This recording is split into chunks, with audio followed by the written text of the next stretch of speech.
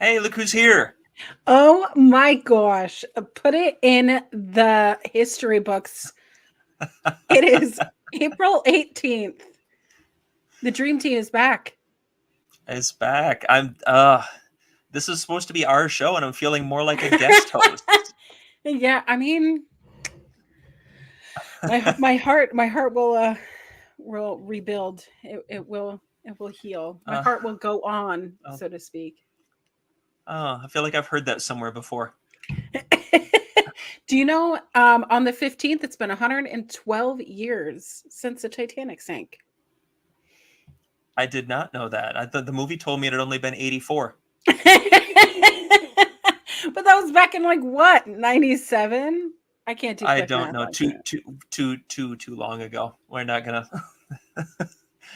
Yeah, that would have been 27 years ago. So that would take it to 111. So I feel old. I snuck into that movie. Anyways, hi. It's Kyle. Also, I'm going to take a second to point out that your hair is indeed herring and looks fabulous tonight. Do you like it? I maniacally cut off like what, 6 inches? I was just sitting in the salon chair and I was like, you know what? Just do it. Just cut it off. It's much shorter than I thought she was going to go, but I did show her a picture of Renee Paquette. So, I mean, that doesn't sound maniacal the way you sort of laid it out, but I'm going to roll with you on it. You haven't watched my TikTok, obviously. I have not gotten a chance. I'm not super active with TikTok. It's all right. It's all right, Kyle. I need my daughter to translate these things for me. Well, hey, it's Thursday, and we're talking about Ring of Honor. Absolutely. I've got a week where I don't have a rehearsal. Those who follow me on Twitter, and if you don't, why are you not? My takes are awesome, and I am damn delightful. Exactly. If you follow me there, you know I am doing a show as part of a community theater here in my town, and I have been busy with a lot of rehearsals as we prepare to open in 2 weeks. In 2 weeks, open 2 weeks from tomorrow. Oh my gosh. It feels like but yesterday you were just auditioning. I know. But tonight I'm here, got the night off, so I'm catching Ring of Honor, being no place else I'd rather be, and He loves us, doing guys. some Honor He Ramble. does. Absolutely. I mean, I was going to mention it later in the show, but there was a mention of I'm not mad, I'm disappointed in regards to It made me so happy. Instantly thought of you. So Yes. oh my gosh. Yeah, it's been fun getting to know other people while watching Ring of Honor. Yeah. It's been a wild ride, but we're here. It is the episode after Supercard of Honor. I did want to ask you, what did you think of Supercard? Oh my goodness. It was great stuff top to bottom.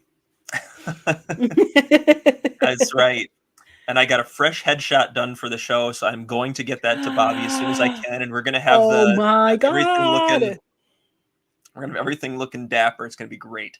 Supercard of Honor, fabulous stuff. I felt very vindicated that the tag title match happened almost exactly as I said that it would.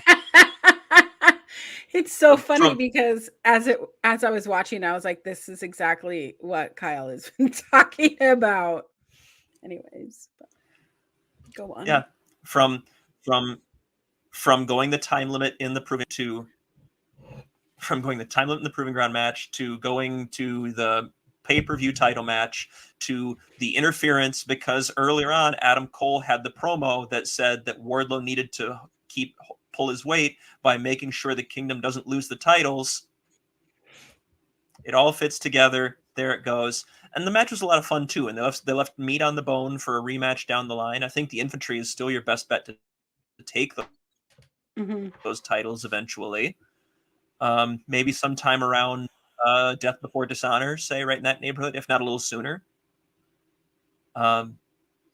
Obviously, the main event was just glorious with Athena and Hikaru Shida. I'm going to call that partially the main event because let's be real, Athena's always the main event. I did have a little wrestling made me cry moment with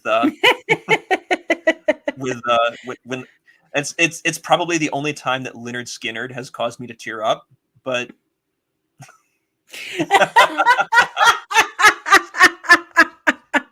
Astrid said we had one. And I almost didn't believe her, and I don't know why. with a little meter that goes up and down. If we can get you to make a cry face or something, we can put on it and all right. I'll do a photo shoot later. I'll have like the different degrees of crying. Absolutely. Oh my gosh. I'm 100% in. But oh my gosh. Mark winning the title was just such a great move. Because even if he wasn't wrestling, he was a day one guy. Mm-hmm. He was there in Jay's corner on Era of Honor Begins when Jay fought Amazing Red. Like, just so perfect. And what did you think about Billy and Queen Aminata's match / the ending? Well, I do believe we talked about this a little bit when I did a little guest spot on your other show. Mm-hmm. Because Kylie asked me with like a half hour before we got started if I was free, and I'm like, yeah, let's do it. So peek behind the curtain, Kylie had texted me, and because literally it was the day after my wedding, and she texted me, but I was already awake, but I had left my phone in the bedroom, and there was 5 other people sleeping in our 3-bedroom apartment. So I was trying to make sure that like noises were kept in places and whatever. So I left my phone in the other room, and she was texting me like, "Are you sure you want to do this?" And then no response. Okay, well, I just asked a bunch of people in my my circle of friends. No pressure. And then like 10 minutes later, here's the StreamYard link. See you there. And I was like, oh my God, I'm being such a bad co-host. And I'm like, I'll be there. Might be tired. I feel like that qualifies as extenuating circumstances. If anything was ever going to qualify as an extenuating circumstance to miss a show, I feel like that is it. Yes. Yay. Yes, feed the dogs. The dogs are getting their greenies. Yay. They were hanging out with me at work. Super fun. but I can't say no. But I can't say no to Kylie. I can't say no to you. So of course I was going to come on and do that. We appreciate. Also, you. for those who don't know, Kylie was my first consistent co-host. She and I did an ROH show for Body Slam. That was where I was with her when we got to interview Carrie Silken. So, yeah. Wow. How long ago was that? A couple years. I think it's still on Body Slam's YouTube someplace. I'll have to go. So absolutely all the love to Kylie. Absolutely love Kylie. But in any event, getting back to what we talked about, I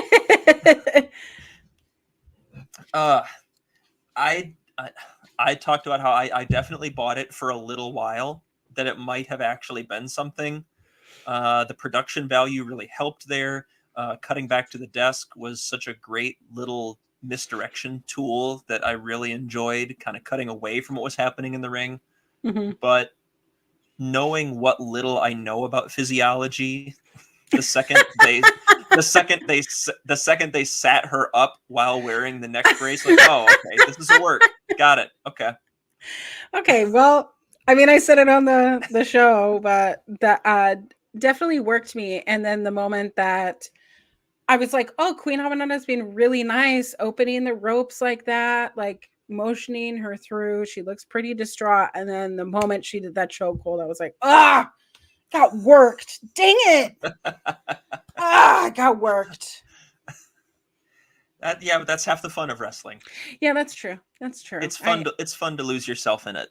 And I know some people really took umbrage with them using that type of a spot and that type of a finish. Yeah.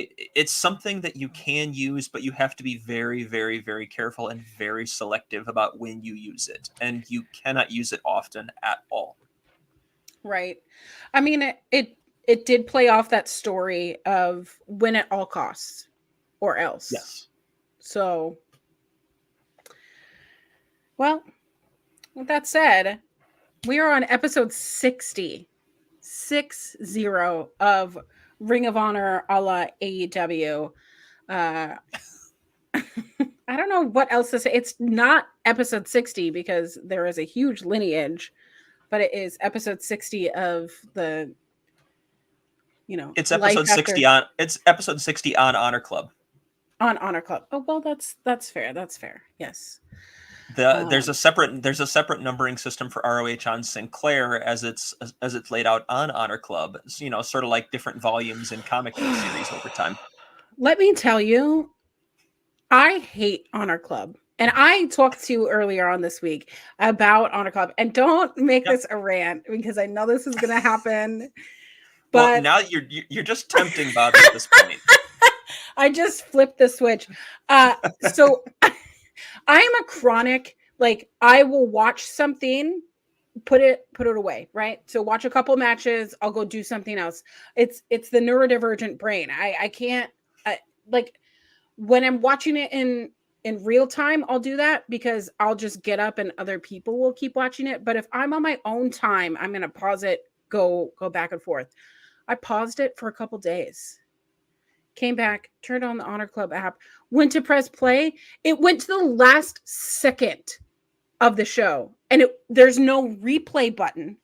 There's no easy rewind button. My solution was to delete the app from my television, return, But I came back and it was still on the 1 second. So I'm screaming because I am so frustrated at this freaking app, because this happens with Honor Club episodes, right? The Ring of Honor episodes. And now it's happening with the pay-per-views because there's no replay function. Literally, it's just a small code. It's just a small code, Tony Khan. You could put it on anything, even just the pay-per-views, because I just want to watch it in pieces like I goddamn can. And guess what? I'm screaming and my husband comes in and he grabs the remote and he's like, I'm going to do this. He tries it the same way that I was doing it, because I'm sometimes not as smart, because I go do the same thing, repeat it, and then I get frustrated. So all of a sudden he goes, I figured it out. And he pressed the rewind button, but it's just going like 5-second increments. It took about no joke, about 10 minutes to get all through frames by frame. Yeah. Oh my God. It was 64 frames per second, whatever that means. But it took about 10 minutes to get through all 5 hours so that I could rewind a pay-per-view. And it made me just want to go back to DVDs. Let's go back to DVDs. I have something probably on the order of over 100 ROH DVDs at some point over on my wall over there. Is there a rewind button? Is there a replay button? Can you watch the whole thing and it goes back to the beginning? It is on the DVD player. So, hey, I told you in the, yeah. See, there you go. All right,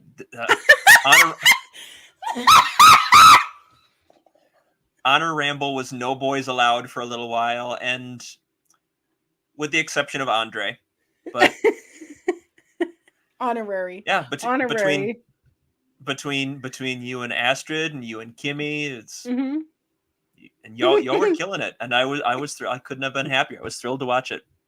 And yeah, I said in our group chat, I think I said get a committee of you and me and Kimmy and Kate, because we love Kate here too, and a couple others too. Like there's quite a few people. There's 5 or 6 of us, and get Reg in there too, because I give Kate her flowers, but not Reg nearly as much, because Reg is amazing too. I don't interact. But get 5 or 6 of us, get us all in there, and we will whip that place into shape inside of 6 months. 100%. Listen, you give me that Tony Khan money so that I can yell at people, and also code a replay button. Just code 1, please. It doesn't take a lot. I could probably Google how to add a code for a replay button to streaming. I could probably figure it out. Don't just pay me and I'll do it. I'm not doing it for free. I mean, you gotta have standards. But 5 hours for a pay-per-view and it's stuck on the last second? Like, what the heck? Yeah. It was, I was a little bit, I forget. It was because I was at a rehearsal that night, because of course I was. Yeah. And I had to wait until probably 2 a.m. or 1 or 2 a.m. something. I want to say around 1 or 2 a.m. to start watching the show, because there was no option to start from the beginning. It was if I started the show, it just started where it was, and I could not start from the beginning, so I had to wait until the show was over. And not only wait until the show was over, but wait until the full on-demand file was actually uploaded to Honor Club. So at that point, I made it through about 3 matches or so until until I went. I am 41 years old. It is 3:30 in the morning. I cannot do this anymore. I'm gonna watch the rest tomorrow.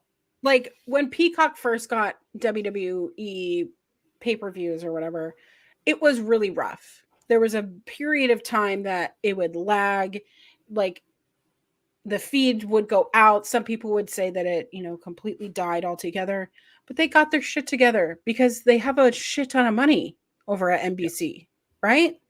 Yes. And I'm not saying that Tony Khan in comparison to NBC is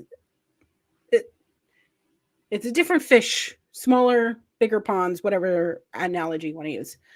But it's not like there's not money to invest in a better streaming capability.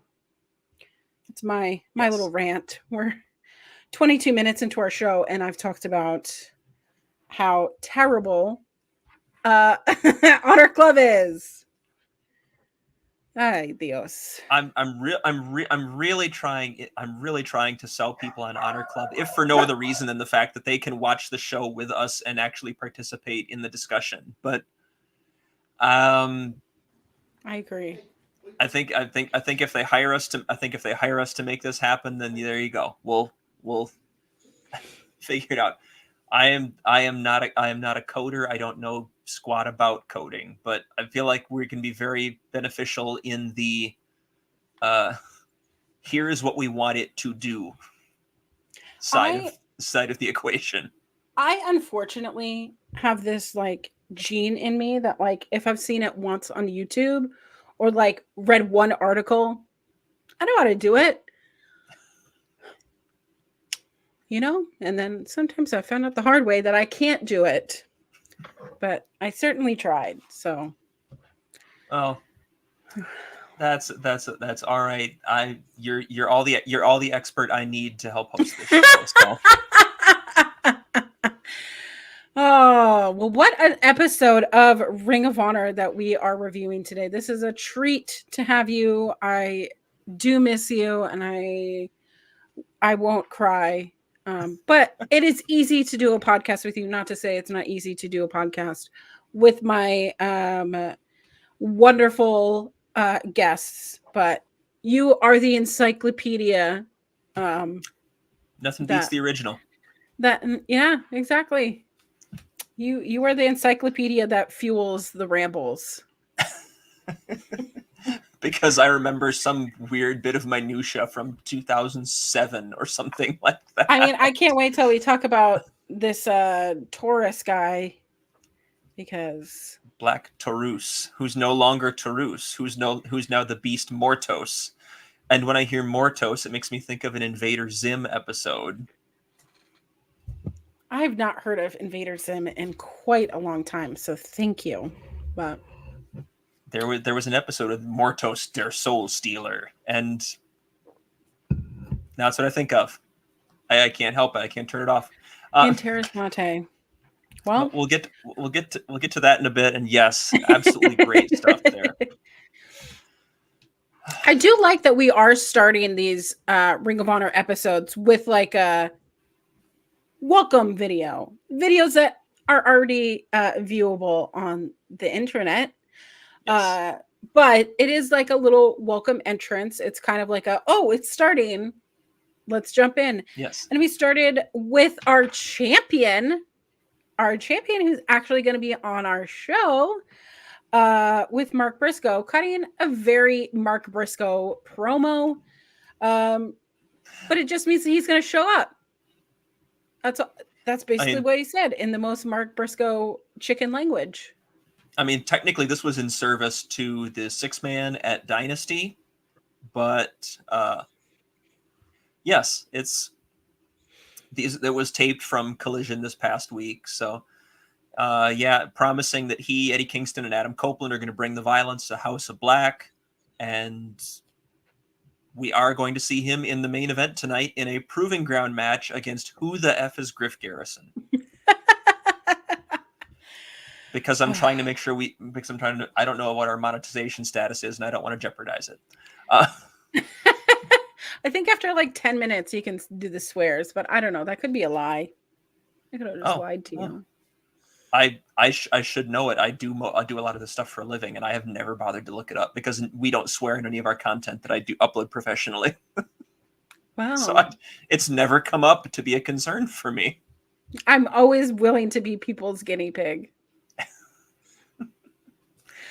Uh, So our we first had so, match. yes, Yes. we had a card rundown. We had Mark Briscoe, and then we cut to the ring. Aaron Solo is the first one out, and he's taking on the bounty hunter Brian Keith. You know how I feel about Aaron Solo. He's Yes. growing on me. Growing Yes. on me. What are your thoughts about Brian Keith? It has.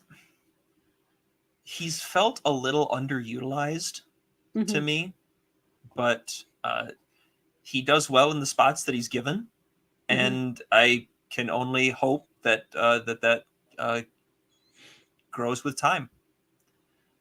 Um, it's been a few weeks. His last, by my count, his last appearance on Honor Club was the win over Slice Boogie on episode 51, which I believe is the one I hosted with Ed.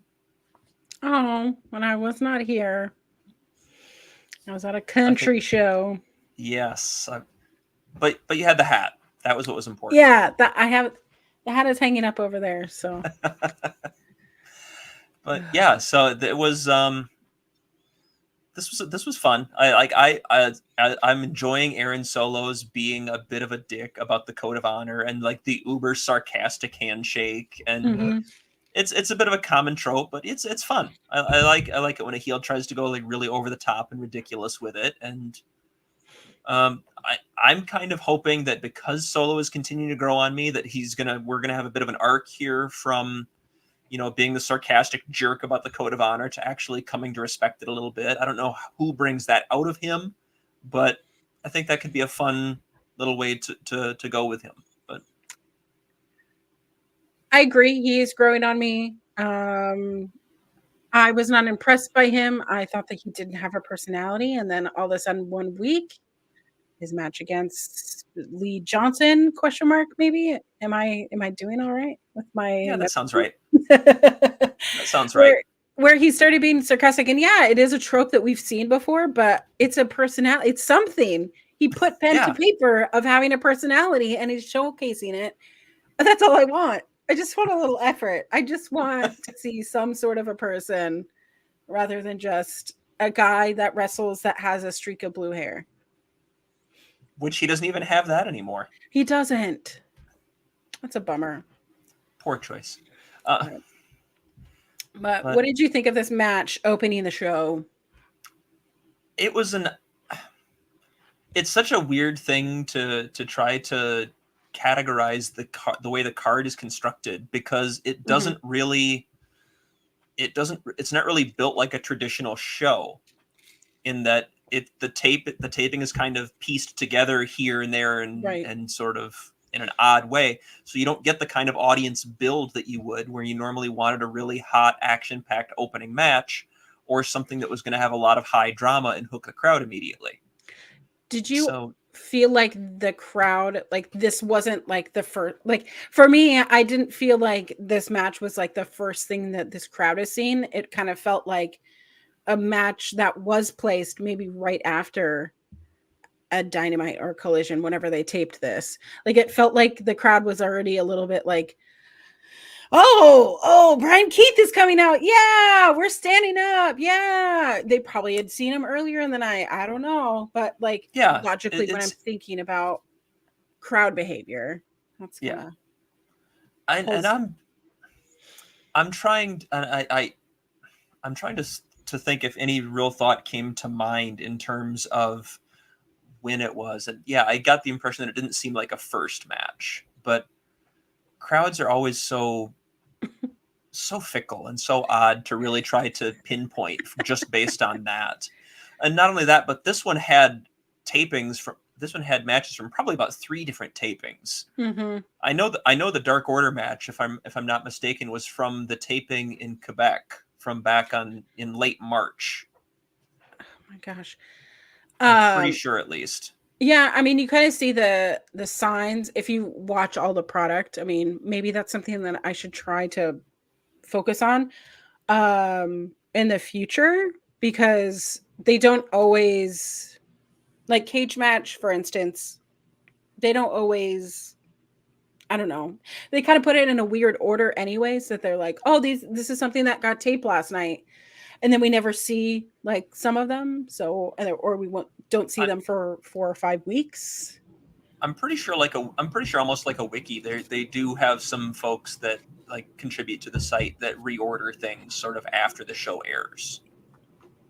At least I'm fairly sure that's a thing that happens, because I've noticed that too, where I've seen shows where it was just 15 or 18 matches or whatever, and then it actually gets cleaned up and separated into 2 shows. And but I mean, as a match itself, this was perfectly average, perfectly acceptable wrestling. Brian Keith picks up the win with the Diamond Dust.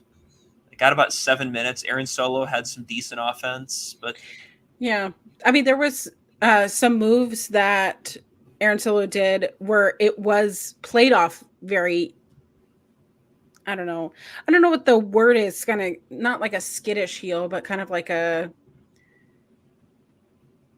it's not being a mean guy, it's being like, someone's going to tell me what it is. It's like the usual phrase I've heard is cowardly heel. Cowardly. That's a good one. But that's the way that he was like wiggling out of certain holds or like getting a cheap shot in. It's playing to that character, and good job, Aaron Solo. Even though I didn't pick up the win. Thank you. Thank you for telling the story. And you know what? I'm going to toss this out there too, because we've seen Brian Keith pick up a couple of wins, and Ethan Page has fallen off the face of the earth into the phantom zone somewhere. Does anyone know where he is? I have seen that he's doing a lot of extra work with his promotion out of Ontario. I believe it's out of Ontario. Someone correct me if I'm wrong there. I think it's out of Ontario. So I don't know if that's a chicken or the egg scenario, where if that's the reason that he's gone, or because he's gone, that's the reason. You know what I mean? Yeah. So I don't know if either of those are the case, but so long as he's not around and we've got Brian Keith floating around, let's fire him up, get him a couple of wins, and let's run him against Kyle Fletcher. I'm down with that. What did you think of Kyle Fletcher and Lee Johnson at Supercard? Absolute star-making performance for Lee Johnson. Mm-hmm. Like, I think it went a little long, but yeah, I could see that. You could probably have shaved about 5 minutes off it, and it probably would have been just as good. Yeah, I did mention it's Kyle Fletcher matches. I was very critical last week, but Kyle Fletcher matches are like, okay, I'm going to let you get your offense in the beginning. Okay, you're starting to piss me off. I'm going to try to defend myself. Okay, we're going a little bit back and forth, and then bam, something happens, and he's like, all right, let's go into 6th gear. Let's go. Bam, bam, bam. I'm going to hit my moves. You can't get out of it. Tap 1, 2, 3. That's kind of how his matches seem to go, at least in my opinion. It's not usually hot right away. It does build, but it's in a way that it's like, okay, I can stand up and I can do something. Not that, I didn't want to watch Lee Johnson, put his all into it, but I definitely felt like Lee Johnson was like, okay, I'm going to give you everything that I have right now. And Kyle Fletcher just being like, that's not enough. Yeah, and that was for a long time, and it's still honestly, it's still kind of there for me, even after Supercard. And we'll talk about this in a little bit as well. We've got a Lee Johnson match coming up. Mm-hmm. The biggest issue that I had with Lee Johnson in that role is that I still really don't feel like I've been given enough of a reason to get emotionally invested in Lee Johnson. Yeah. And stories matter. I'm not going to say that they don't. That's ridiculous. Mm-hmm. But I'm not a person that is going to say that story is the only thing that matters either. But there is, for somebody to really hit that next level, there does really, I do agree that there needs to be some kind of a reason for emotional resonance. There needs to be some kind of a spark there to connect. And Absolutely. I haven't seen it or gotten it out of Lee Johnson yet. And that's not to say he's not capable of it, or the storytelling or the storylines aren't capable of giving it to him. Yeah. I haven't gotten it yet. He is super, super talented in ring, and he hung move for move with Kyle Fletcher, who is absolutely going to be one of the best in the world one of these days. I don't think he's there yet, but he is going to be in that. He has the potential to be in that conversation. He is very, very good at what he does. Yeah, but I definitely see that.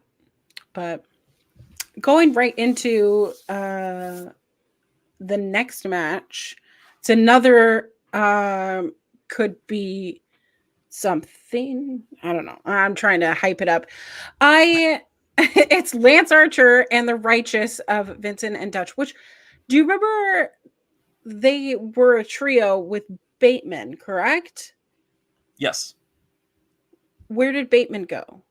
They also had Vita Von Starr on the outside as well for a little while. Yeah. But Bateman, last I heard, had done a few things. Bateman had done a few things with New Japan Strong, and he's bopped around the Indies and the Northeast, I think. But for whatever reason, has just never gotten back with the Righteous. I'm not quite sure why, but I wonder. Like, it makes me think because it's a little fuzzy, like with the AW and Sinclair partying, but it kind of felt like he left around that time. So, and I felt like Bateman really fit in as well. But they're putting Lance Archer with Vincent and Dutch. Okay.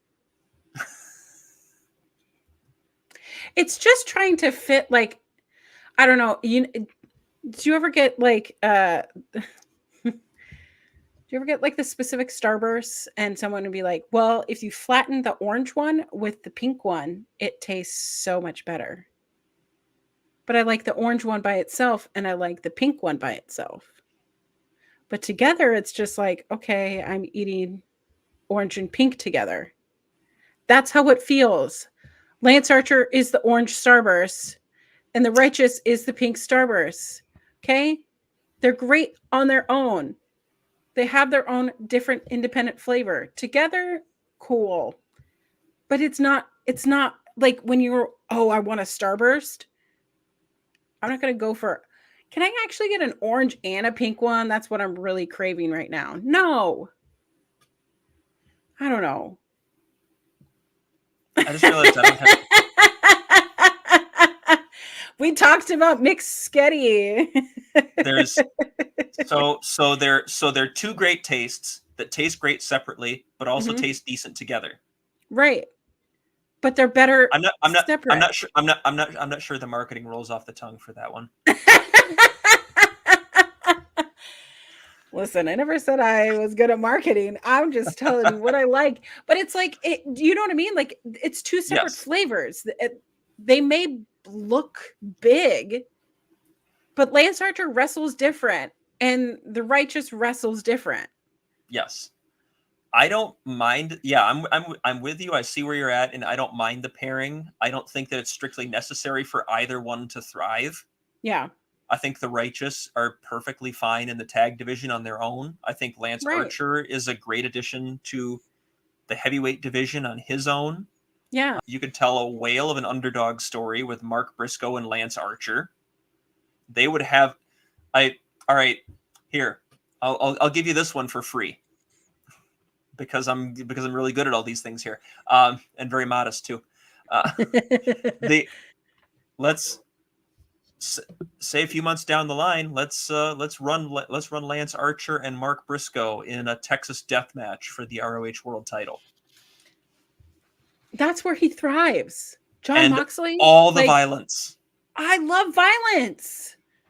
I want violence. I don't want psychological warfare. I just want. There's a place for that in my. There's a place for that in my ROH. But you know what? As long as there's violence at the end of the psychological warfare, I think we can make this work. Okay, fine. I appreciate. I'm sure you wouldn't make that concession for anybody but me, and I appreciate it. Oh, Kyle, I got a soft spot for you always. Oh my But gosh. this was, and you got him as a 6-man, and you're also about to. And this is a news item we can talk about as long as we're talking about trios action. The ROH 6-man titles are about to be unified with the AEW trios titles at Dynasty. Finally. So to me, I don't know that those titles are going to exist anymore. Yeah. And I said this on Twitter earlier today. And as great as Shane Taylor Promotions was, as great as the Hung Bucks were, I'm not all that sad to see those titles go. When they were created under the Sinclair regime, I didn't think the roster was deep enough to support them. Outside of a couple of good runs, and STP was absolutely one of them, I don't think that really anything that happened during their run did anything to dissuade me from that notion. I do remember ROH when they introduced the 6-man titles, right? That was like well into my anti WWE, like I'm going to watch anything but WWE.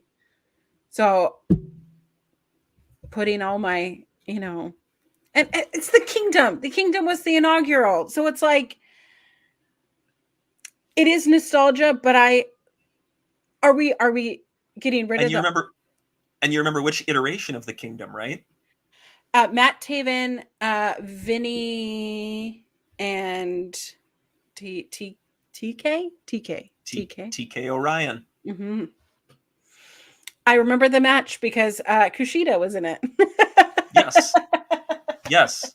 It was Kushida, Jay White, and Leo Rush, or What? ACH. I forget which. Oh my gosh! I'm trying to Now I remember gotta now look it up. because it was a situation where it was ACH and Leo Rush swapped out spots because there was an injury right before the finals of the tournament. Oh, yeah, I remember this. Oh my god! And right from the word go, you're like, are these titles cursed already? Like there was like, what is even? Oh my The gosh! original title match had to be swapped out because of an injury.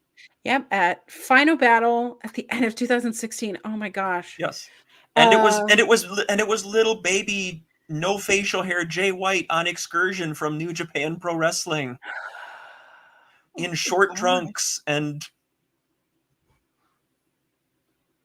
this is wild. like, And you can watch that on the other club. like don't look up pictures of it. You're so used to seeing Jay White how he looks right now, and it's wrong. It looks wrong. It looked wrong when he came back as the Switchblade and was still clean shaven.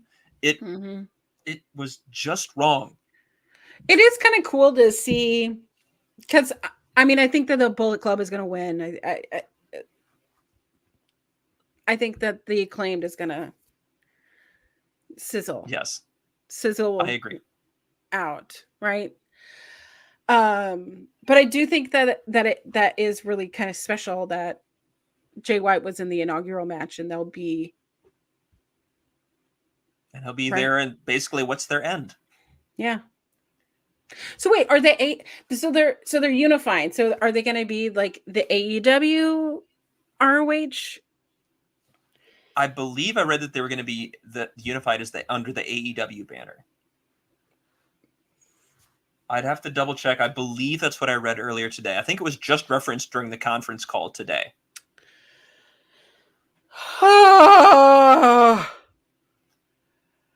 Okay. And a title unification is also taking place on the free pre-show. It's happening on 0 Hour. Because,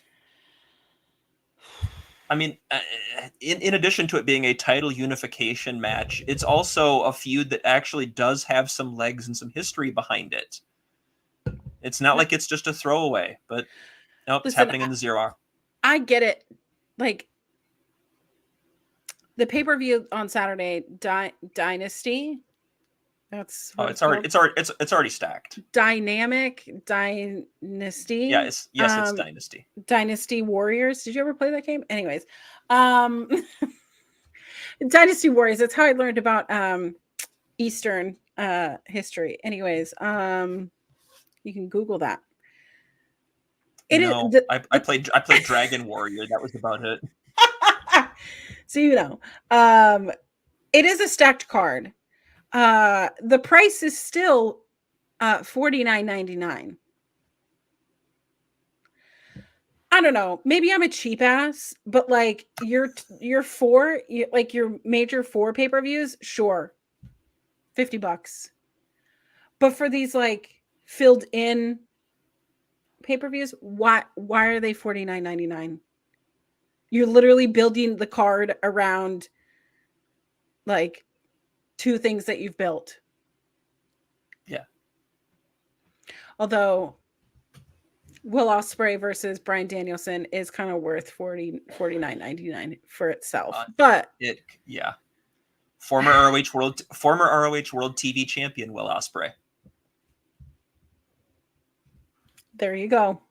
There. I tied it back. I got it. We're there. You got it back. Yeah, you hooked us back in. But I don't know. I'm weird about pricing of pay-per-views because I've gotten so used to a streaming service having them. Yes. And especially now that ROH is doing them as well this way. Mm-hmm. Which I wouldn't have paid $39.99 for Supercard. Yeah, I would have struggled with it. I will not disagree with that. It's hard to kind of justify, at least for myself, like when I mean, it's not like I can't afford it. You know what I mean? Like there are people who have to choose between this or this pay-per-view and they'll choose whatever. But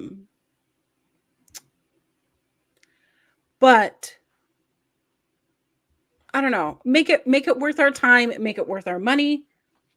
And I don't know, maybe have some of these storylines not be just thank you. That's so nice.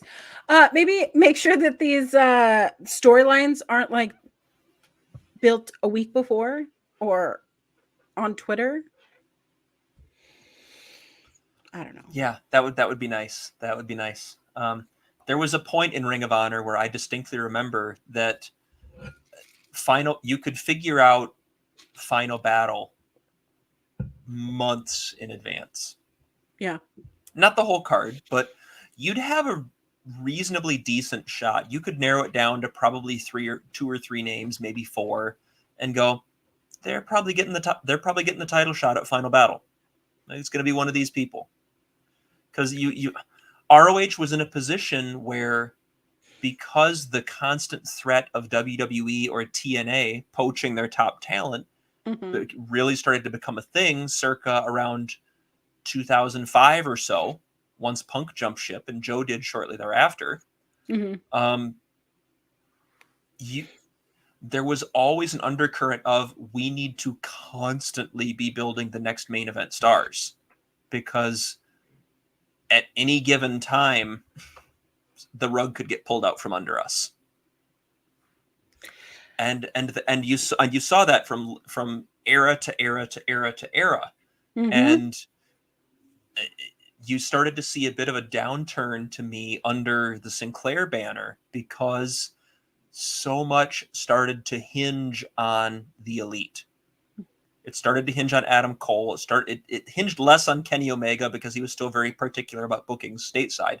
But It was Adam Cole. It was the Young Bucks. It was Cody.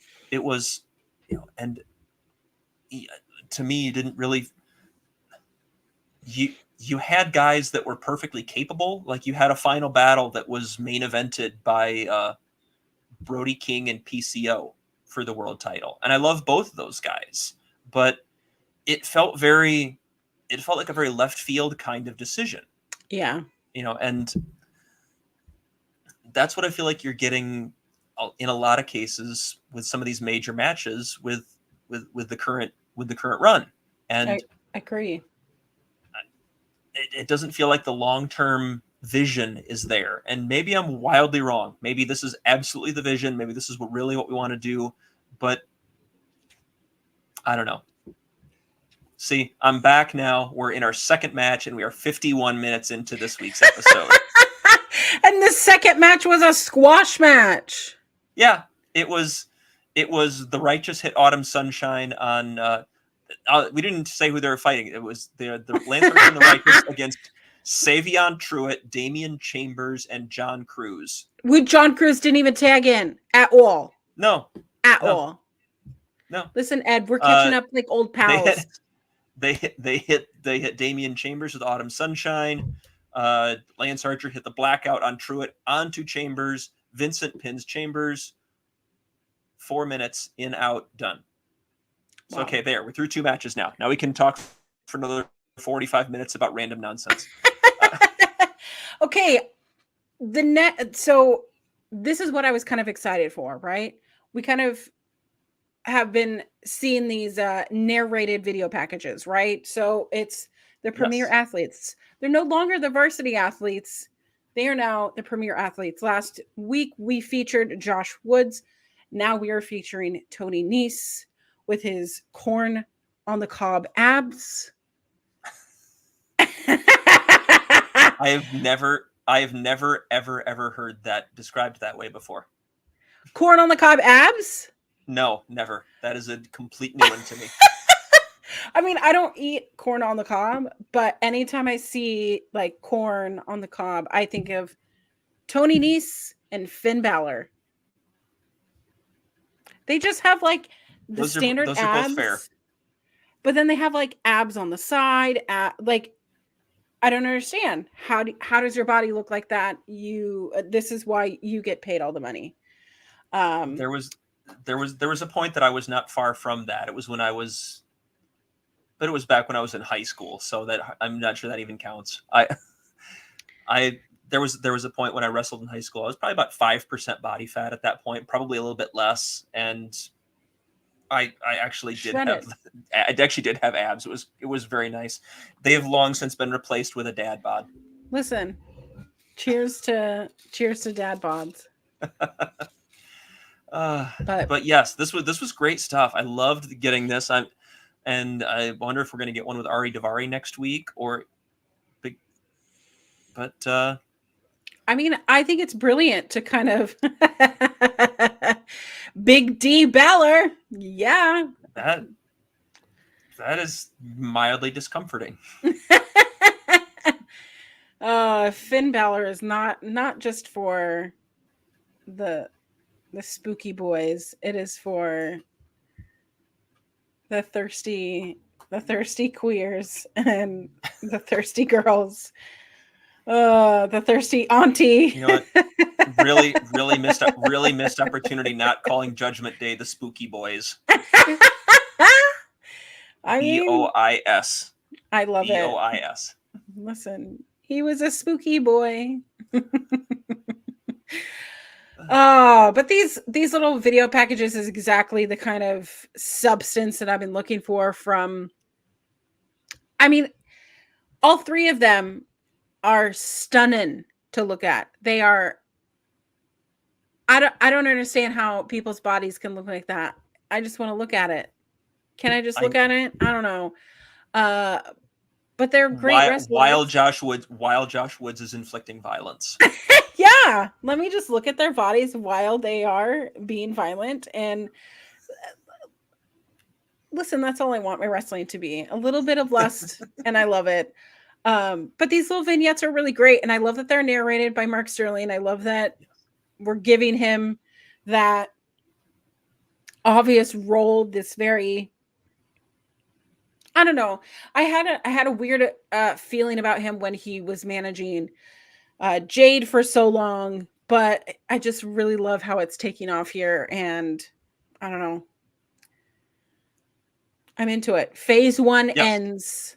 Yes. And phase 2 starts tonight. And then after the package, we do cut briefly to Sterling and the Premier Athletes backstage, where he talks them all up again and says that by the end of the year they will be champions. Do it. So we have a mission statement. Do it. Do it. Maybe Josh Woods can be the pure champion. Like they planned 6 months ago. We haven't had a pure match in literally months. I missed. Months. Did you post any I have factoids not. today? I did not have time to go through them. I have been playing catch up at work all week, and when I got home, I was running kids to errands and appointments, and I literally finished watching the show less than 5 minutes before we went live. I love that they do that second run because it starts when I'm technically still clocked in at work. So I think my boss would think poorly of me if I just had it like on my phone or up on my desktop or whatever. So I'm always like listening to it on my phone with my headphones, but kind of face down or whatever. But I like that second run because then I can go, oh, okay, that's how we started the show. But also the playback sucks. You're gonna tempt Bobby into making this a rant one of these times. I'm telling you, he's gonna spring it on you. And that's gonna be the best part. You're just gonna be doing something, and then all of a sudden it's gonna be full screen, and you're not. There's gonna be a tick, like a ticker down here, and it'd be like, how many times has Auntie ranted about how terrible Honor Club is? It's gonna be your overdrive gauge, like in the Final Fantasy game. Oh my god. Oh, I don't even know what we're gonna get to choose for shorts from this episode. We're having so much fun. I love this. I know, I'm so glad to be back for this week. I'm gonna be sad to leave you next week. I mean, next week we have Sam. Sam has never been on the show, so we got to give her a warm welcome next week. Yes. Love Sam. Sat in on an episode of Power Bombshells with her. Fantastic person. I love that. Knows her stuff. I love that, like, people who I've never really interacted with except online, and now we're just going to be talking about wrestling. But anyways, you're still here. I'm not sending you home yet. Speaking of Lee Johnson. That's right. I love that. Look at that segue. Right back into it. See, I'm learning. I'm doing so good. Lee Johnson and J.D. Drake in singles action. What a weird match. What a weird match. I was kind of here for it. And Caprice Coleman had one of the best analogies I have ever heard during J.D. Drake's introduction. He said, you combine Bam Bam Bigelow and Arn Anderson and you get J.D. Drake. Yeah. Like so that's true though. Like, and I sat with it for a couple of seconds and went, I can't argue with that at all. Yeah. That's big man, deceptive agility, but is also kind of a down-home Southern boy that will whoop your ass. Yeah. I don't know how, physically that's possible, but it happens. And I don't know. This match was I think it was well placed on the show, right? Smack in the freaky middle where, okay, we've had some squashes. We've had some promo packages. Sorry, my brain needs oxygen. And I did enjoy that commentary was mentioning that, sorry, it's infectious. Sorry if you are also yawning. Sometimes your brain just needs oxygen. Remember that.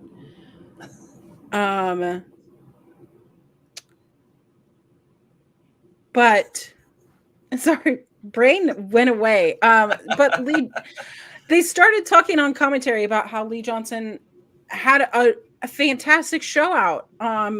And this was not going to stop him, that he lost to the TV champion, Kyle Fletcher, at Supercard, looking to bounce back. He was undefeated. I mean, granted, the competitors were not of the caliber that is Kyle Fletcher, but he got another chance at him. This is a second loss to him.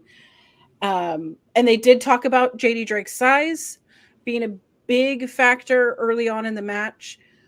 But Lee Johnson does that underdog thing where he gets the shisty stuff kicked out of him.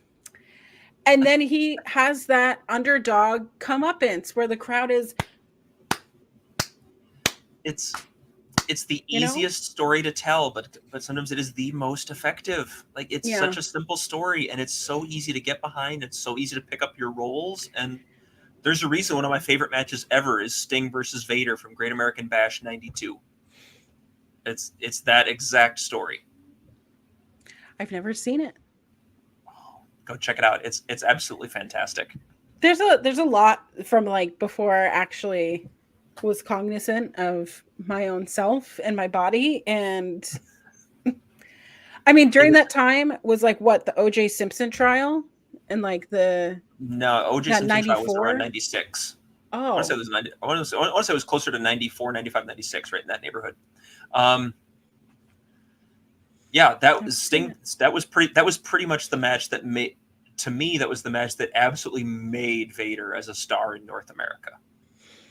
I'm sure others will quibble that, but it's one of those things that a lot of people I know have referenced it, and I still haven't gone back and watched. So I guess I got to do that soon. But this match was pretty great. I am always a fan of JD Drake. I like that they are still utilizing him, even though Anthony Henry is out with his injury. He is not cleared yet. He did say on social media today that he might be on pace for clearance in the first week of May. Are we looking at the same jaw? Like, you know what I mean? Like, he just posted that. He posted that today in his Twitter that he could be on pace to be back within the first couple weeks of May. But it's so crazy. Harken back to when he was released and then brought back. But the fact that they came out and said or showed, oh my God, what is going on? But they had mentioned that his shirt with his jaw broken was one of the top 5 selling merchandise. It's a super hot seller. You sickos who like broken things caused by violence over here, and I fucking love it. Oh no, I'm not supposed to swears. Sorry. I hope that 10-minute rule was correct. Let me not ruin monetization for anything. Jeez. But we're not getting a share of it. It's fine now. That's fair. Okay, good. Thanks, Bobby. Thanks, Bobby. We dropped 8 in ring respects. Yes, there you go. Okay, we're safe. So, but yeah, great match. And if Anthony Henry's come back from a broken jaw, you know who you pair him against? Shane Taylor Promotions. Oh my God. Why? The ex Golden Gloves guy, because the first big punch, instant babyface sympathy.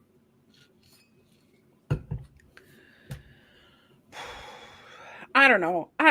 It makes me like kind of queasy because I'm also a sicko because I love violence. But I also love that Shane Taylor is getting his flowers right now. He just needs more and more. Highlight that guy. Yes. He is a brick house. I am sad that it's not that. I'm glad that he's getting his long overdue recognition, but I miss him being a top guy in Ring of Honor. I agree. He should be a top guy anywhere, but he needs an ROH world title run. Mm-hmm. I would be okay with him being the one to take it off Mark. Let's do it. Listen, we should just book this show. We would have so much fun. I told you in the group chat. Let's make this happen. I would have to get off social media though. I couldn't handle criticism. See, what helps for me is not being famous or noteworthy enough for anyone to care. That's fair. I wish I could. I mean, wish This is also why people, you people, don't ever call anyone you people unless you mean it. You know how you solve your bot problem? You make it so you're the only one who can reply. Yes. I think that's also how Google Plus did it. Although I think that was unintentional. R.I.P. Google Plus. Someone else actually remembered Google Plus. Look at there. That was okay. It's no, where I treated it like a live journal, to be honest, and I'm a little bit. Oh man. You know. This was a fun match though. I was glad that JD Drake got some opportunity to shine. Lee Johnson picked up another win. Then I got to have ICQ. Oh my gosh. All right. I got to have a comic book guy actually kind of moment in this one where Ian technically I want to say, if I'm not mistaken, Ian called a move wrong. And that's okay because we love him here, and we're willing to overlook these things. He hit that frog cross body, which Ian called high fly flow. Which, if my New Japan memory is correct, high fly flow was specifically the frog splash. The cross body was always aces high from Tanahashi. So I know that. Only you would know that. Probably, but nonetheless, Lee gets a sunset bomb. He gets the frog splash, picks up the win. This one this was the longest match of the night at 9. I believe it was the longest match of the night at 9:23. Wow, it felt well worth the time that they spent. Nothing was left out. So with that, we jumped right into another match, and we got a women's match. I feel like this is the first show that women weren't in the first or second match slot, which was kind of strange. Yeah, we did still have 3 women's matches out of the 10 tonight. So Woo. ROH continues to be a solid spot for women's wrestling. I just really wish that 2 of them weren't squashes on a routine basis, and the other one wasn't either a 4-corner survival or a 6-woman tag with rotating in the same 6 or 8 people. But, you know how I love those. I will defend 4-corner survivals out of a sense of tradition, but I will concede that you have a valid point that they are being overused. Mm-hmm. Fair? Did I thread that needle? That's fair. We are shaking hands. Yes. I love that. But we do have Abaddon versus Allison Kay. I love Pinky's it. out. Pinky's out. This is AK's first appearance in ROH in a while. Her last showing on Honor Club, by my count, was back at episode 34, back in October. Jeez. A loss to Kiera Hogan. Well, if I'm going to lose to someone, it's going to be Kiera Hogan, that's for sure. Her proper ROH debut was way back in 2012. She even had a match with Marty Bell on a show in 2012 when she was defending the NWA Women's World Title. Oh, geez. Back during that run. But yeah, this was frankly a lot shorter than I anticipated. I didn't have any illusions that Abaddon was picking up the win, but I did not think they would take out AK so fast. I had the time at 2:17. Jeez. Hardly enough time to get any notes on it. It was an absolute squash, and I'm genuinely shocked by it. Things that I wrote down is Abaddon screamed their way to the ring. The crowd was really into it, and Allison Kay looked really nervous. Yeah, pretty much. I love that. Not a lot to be had there. But I just love Abaddon being in the ring. I wore my new Abaddon shirt when we went to Wajimaya, which is the Asian food grocery store that's huge over in the International District here in Seattle. And I had someone recognize it while I was picking up food, and they go, AEW. And I was like, yeah, Abaddon. And they're like, yeah, Abaddon. I'm like, oh, I was gonna say, did you have one of those moments where you forgot what you were wearing? yeah, because I just put on a shirt. Like I have 100 t-shirts that have graphics on it. It's black. It had some green in it, so I'm gonna wear the shirt because it matched my pants. So I kind of forgot. It's also I have absolutely done that. although this shirt is very special to me. My Seattle AW shirt is special to Wrestle Dream. At work we have a no graphic tees policy. You can only wear graphic tee if it has to do with Seattle and sports. That's oddly specific. Usually people wear like the Seahawks stuff or Mariners stuff. The Kraken. The Kraken. And I strolled into work and someone goes, "Oh, I didn't know we had a wrestling league." And I said, "Yep, we have a wrestling league." Sure. Oh, I love it. Oh, and they're coming back for Wrestle Dream next year. I talked on did I talk?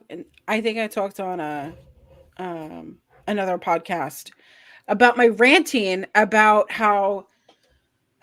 So Wrestle Dream this last year was at the Climate Pledge Arena. If you've been to Seattle, Climate Pledge is in Pacific Place. It's where the Space Needle is. There's a lot of shopping around. It is walkable. There's art exhibits. There's a lot of Native American things around. It is everything that you want Seattle to be when you go to visit. There's plenty of parking as well. Okay. It's very come into our town, experience the things. Our Dynamite in a couple weeks is up in Everett. Everett is about 40 minutes from Seattle up north, right? It's kind of between, like, it's on your way to the Canadian border, right? Yes. With traffic, it's probably like an hour and 30 minutes from Seattle. Public transportation here is not accessible. Our train only goes up so far, right? And the bus system here is not all joined together. It is separate individual companies for the specific cities. So if you do not drive, you are taking a bus to a transfer station, going back this way to a different transfer station. And it's a Wednesday, so it's going to be late. So how do you get home but $100 Uber, right? So You're cutting off all these people that live in the city who do not drive, because a lot of people I know don't drive. But Wrestle Dream is going to be in Tacoma, which I get it. It's where Swerve is from, right? He's right there. And I understand why they're going to be there. It is closer to Aberdeen, which is probably going to be around the time of the part-time status of Brian. Not ready for that. I'm not ready. But if I'm flying from out of town, right? The airport, is close because it's the Seattle SeaTac, so Seattle Tacoma Airport. It's in between Seattle and Tacoma. But Seattle to Tacoma is an hour. And there's always traffic. And where the Tacoma Dome is, there's no food. There's no lodging. The closest thing is your casino, which is like 3 miles down the road off the highway. So when I'm thinking, okay, people are going to be coming into town for Wrestle Dream, are they going to have shuttles? offered? Are they going to have a partnership with the casino? Because that's the only hotel lodging that I can think of that's not next to the airport. So I don't know. I always think of like, okay, if you're going to have people flying in from out of town to go someplace, right? Because people flying into Philly, there's plenty of things to do. You don't necessarily have to have a car. It's a little bit easier if you rent a car. But there's things around. You can enjoy the sights. Tacoma is not like that. It's like,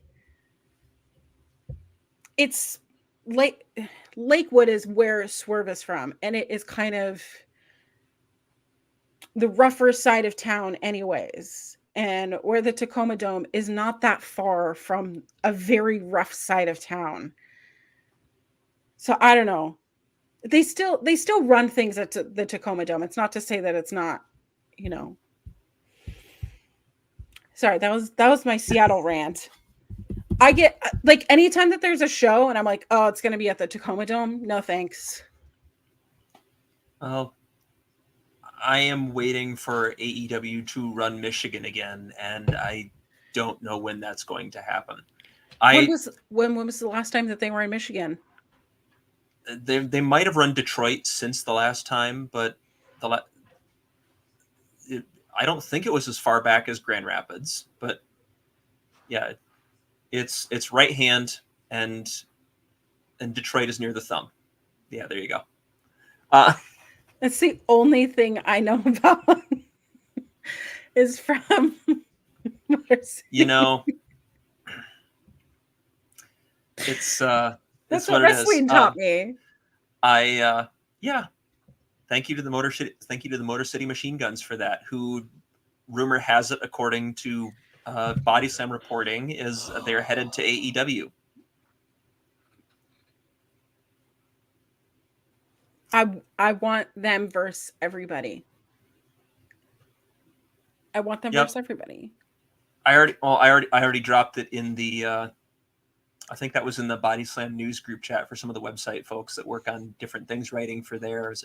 I already dropped some stuff in there. It's like I'm already wanting them in World Tag League. Take advantage of the partnership with New Japan. Absolutely. So, but I can't believe I just ranted about Tacoma on this podcast. Jeez. It's okay. It's really good. It's all good. You get it off your chest. That's why we're here. We ramble, and it comes from the heart. And what else were we going to talk about Abaddon obliterating Allison Kay? That's true. That's true. You know, and I'm here in Michigan, and they come to Detroit rarely. They come to Grand Rapids even more rarely. They come to Chicago a lot, but I'm still a little bit salty because I will, as long as I'm working my current job, I will never ever ever get to go to All Out. Because I travel for an event that my business puts on yearly, and it is always that weekend every year. So yeah, that's great. I miss that. But it's funny because my last job, same thing. I didn't go last year because manager left, got promoted, and they said, "Oh, this is our quarter end. You can't leave." What do you mean? What do you mean? I'm on the airplane. Sorry, bye. Can't hear you. Bye. Bye. Bye. Anyways, so Lexi Nair interviewed with Taya Valkyrie. Have you been watching their little cute show? I have not made time to watch Johnny Loves Taya. I should, because it is everything I see on TV from them is the kind of weird nonsense that I would eat up with a spoon. But I have not watched it. You know, But Taya, go ahead. you know, Taya tells us that Johnny is recovering after his loss. He's rehabbing. Prompting Lexi to go, oh my, he's in rehab? No. He is rehabbing his abs. His abs. Mm-hmm. Because he needs to make sure he's TV ready. It is an aesthetic business. Mm-hmm. What a disappointing match at Supercard. I didn't mind it so much because I feel like I was grading it on a curve going in, because with the boys being gone, I feel like that probably played significantly into how this was going to unfold. I feel like a lot of the emotional weight of it happening was tied to Dalton getting the boys back. And his boys, not makeshift boys from whatever extras we had backstage. And Paul Walter Hauser. Oh my gosh. But it wasn't really pay-per-view quality. It probably wouldn't make my top 10 of Fights Without Honor. It would make my top 20 because there have been fewer than 20 all time. So of all the Fights Without Honor that have happened, that was certainly one of them. One of them. But it's okay. He's recovering now. He's rehabbing his abs. He's going to be back to TV ready.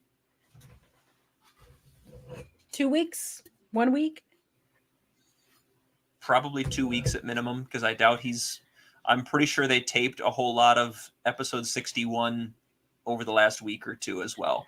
Oh my gosh. Because I know I'm pretty sure we're getting Allison Kay again next week. I'm pretty sure there's a couple people that have shown up and are going to be here next week as well. So maybe in 2 weeks. We're going to have an episode 69 in yes. 9 episodes, right? Yes. We should plan. I got to make sure that I'm going to be here for that. Mm-hmm. And we have to text Kate from Fightful all the things. Yes. Yeah. So this show is starting to pack things in, right? It's like that'll be in June. June okay. 20th June 20th by my count.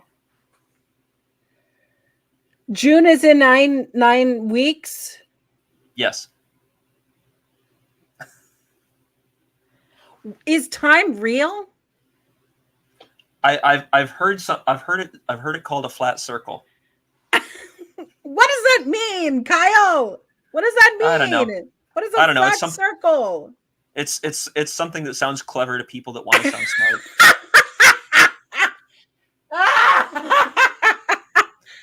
A flat circle? And now everyone who loves True Detective is going to be coming after me. Good times. What does that mean? True Detective. Is that a show? Wasn't that the name of the show? I don't remember. It was from some prestige TV with Matthew McConaughey that I didn't watch because I don't watch prestige TV. All right. Why did I make that face? I just looked at myself in my monitor. Like, what is that face? Anyways, I love that. We're just rambling here. Yeah, I don't think the rails are even in sight anymore. Oh my god. So hey, another match happened next. Oh my god, another match happened. On my wrestling show, then that won't be. Right, but this match was actually like, oh, I'm interested in this showdown. It's not just going to be a squash match. The Iron Savages and the Infantry. Yeah. The Iron Savages, I feel like just Boulder and Bronson, I just think that they get bigger every time I see them. They're a fun act. I really enjoy what they bring to the table. I had my notes. I'm pretty sure this is the first time they've met in a straight 2-on-2 tag match. Huh. everything else that I've found has always been 8-mans, tag team 4-corner survivals, because you love those, 6-mans. That I can find. I'm pretty sure this is the first actual 2-on-2. Interesting. I also had a note on the finish. Because this is here. Sean Dean gets the pin on Bulk Bronson following boot camp, and I have a note. Remember when they were feuding with the Outrunners about the right to the boot camp? What happened? What happened to that? What happened to that? Simpler times. I'm afraid.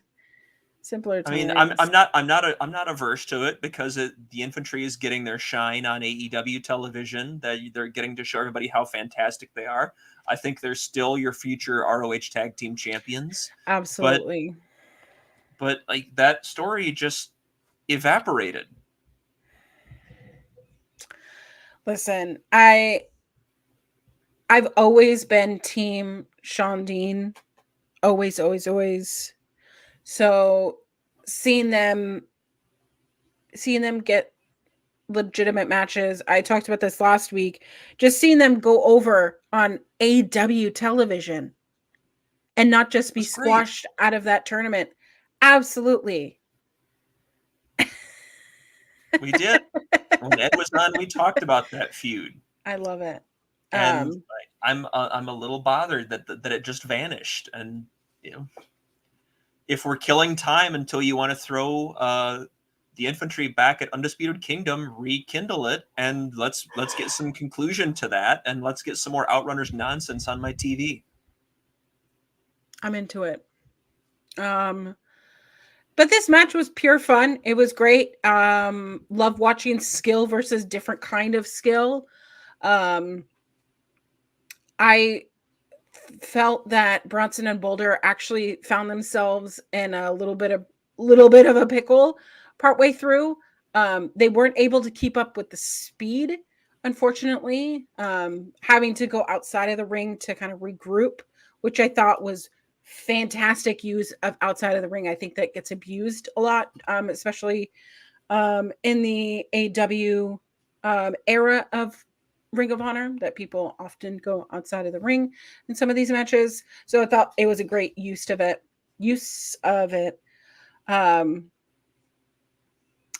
I enjoy that there was kind of a double teaming towards the end.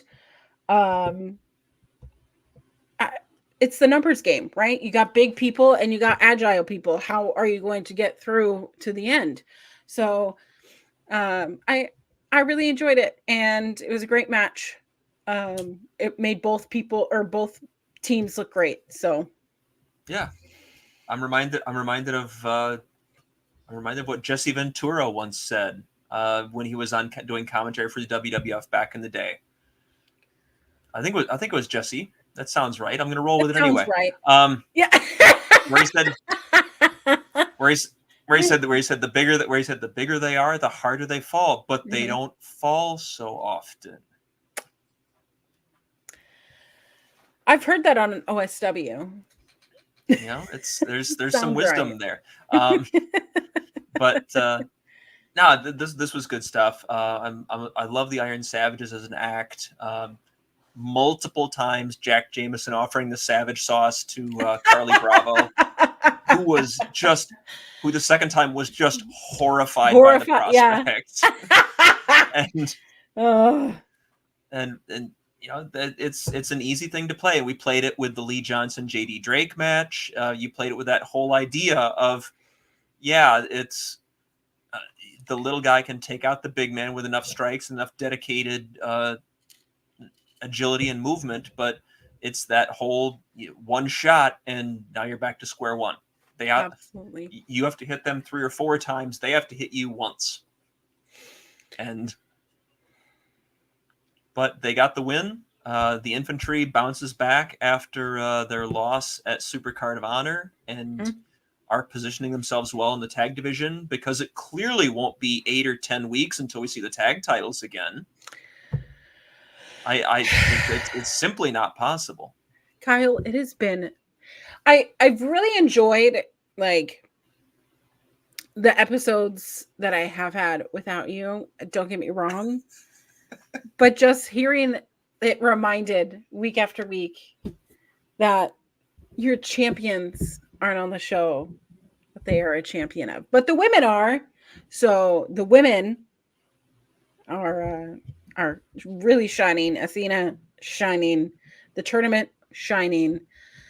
But yeah, I love tag team wrestling. I love the psychology that has to go into tag team wrestling. Put them on the freaking show. And we didn't have Athena or Billy Starks this week. Maybe they got lost in travel. I don't know. But after this match, by the way, after the infantry got the 1, 2, 3, the premier athletes, who we already talked about, began a 3-on-2 beatdown of Shawn Dean and Carly Bravo. Yeah. And then... Yeah, I pick any 4 names to have come out to save the infantry. Right. Give me 100 guesses. I don't think I would have gotten the combination of, and I'm going to go over this slowly because it's Dalton Castle, Mark Briscoe, Brian Keith, and Big Shotty Lee Johnson. Because that makes sense that they're all friends. And Dalton in full gear except for shower shoes. Which I firmly believe that he that's something he owns. That just Sure. But the crowd were into it. You heard that crowd pop. Of course. They love them some Mark Briscoe. They love them some Dalton Castle. They're fine with Brian Keith and Lee Johnson.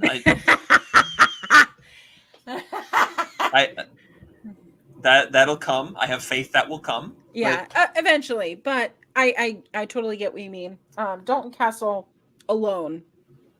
But yes, 3-on-2 suddenly becomes 6-on-3, and the premier athletes want no part of that. I wouldn't either. So it looks like we're getting premier athletes versus the infantry. Let's do it. Give me some actual tag team wrestling, but like I still want my freaking champions on my show. Yes. Why is that so hard? Hard agree. Absolutely agree.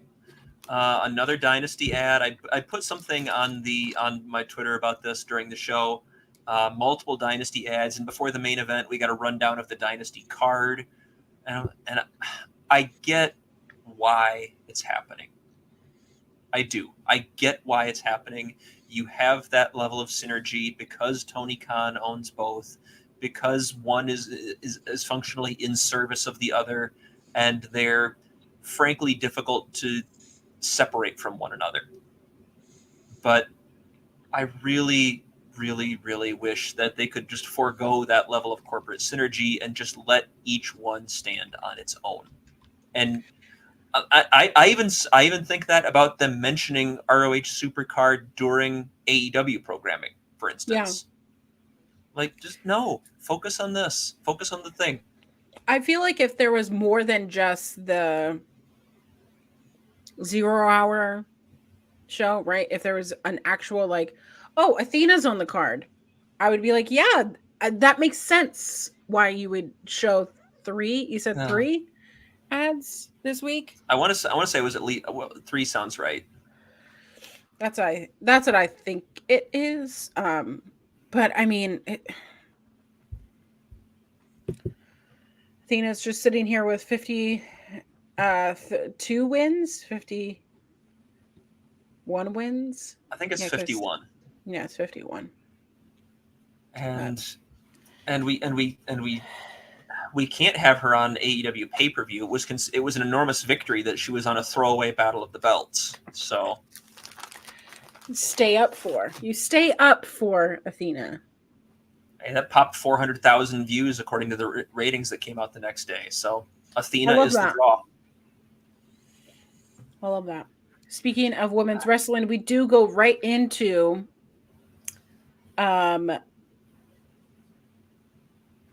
6-woman tag Yes. ish. Yes. It was disorienting at best. So you have Layla Hirsch, Kira Hogan, and Trisha Dora. And on the other side, you have Taya, you have Layla Gray, and Diamante. I was briefly befuddled by Layla's on both sides. The different spellings.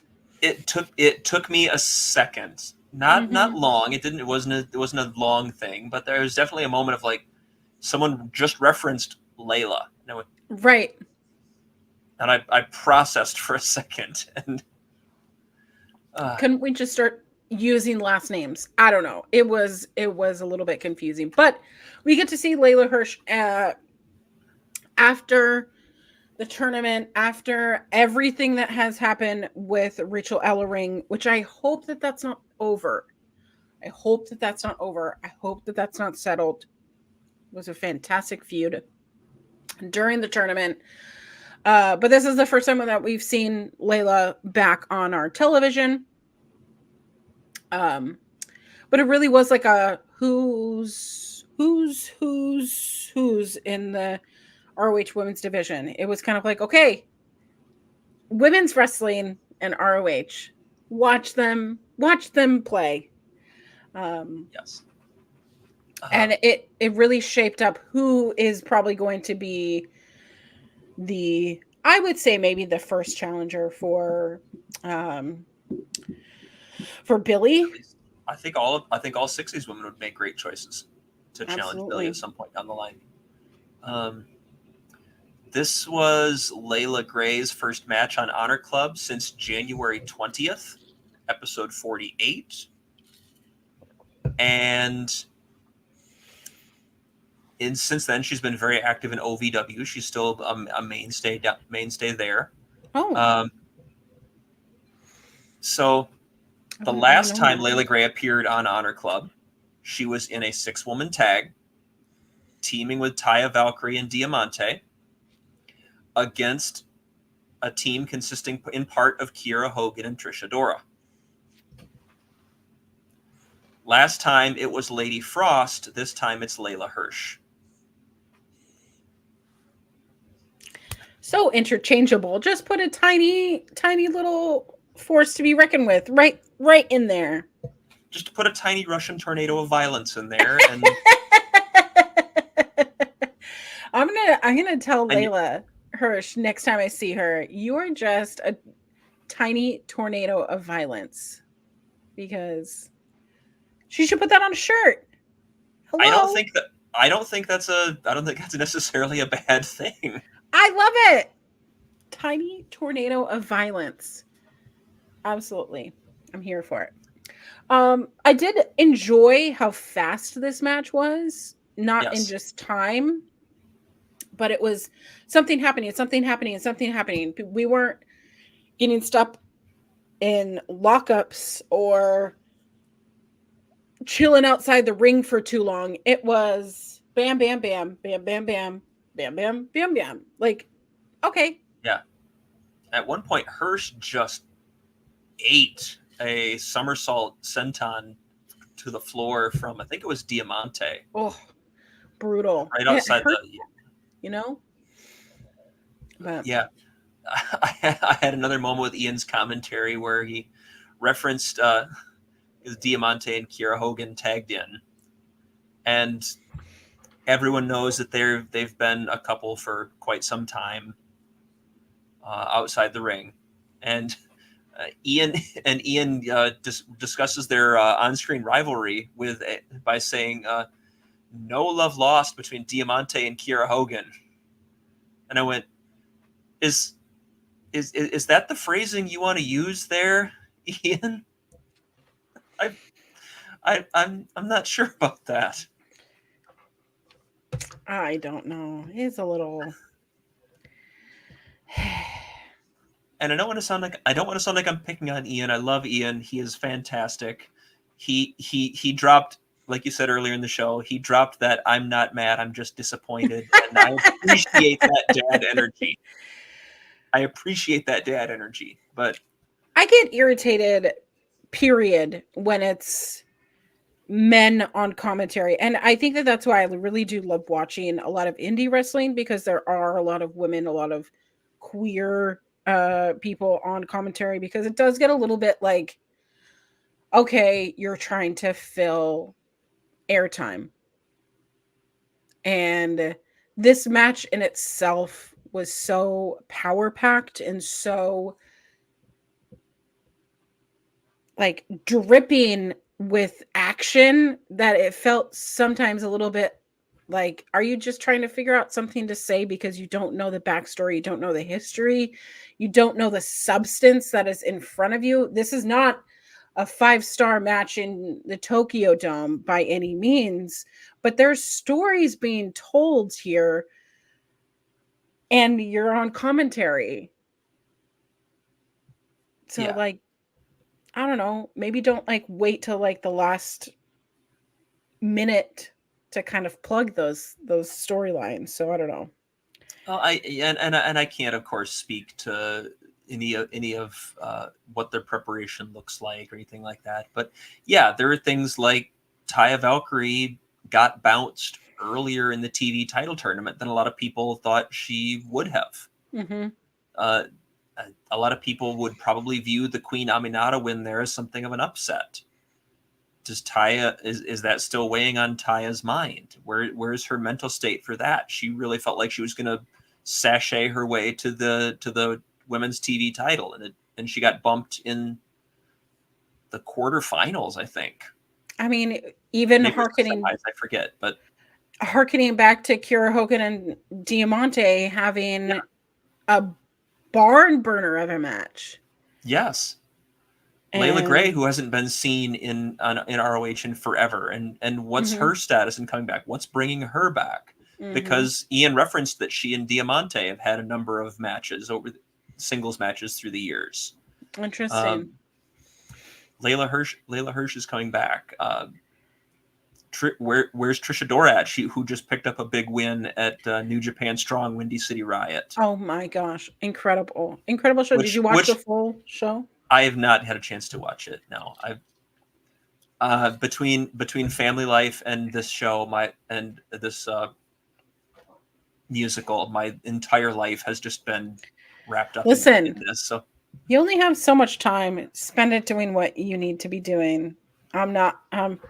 It was a fine. And when I wasn't at rehearsal, I was also making sure that I had all my lines down. So I got to make sure that's good.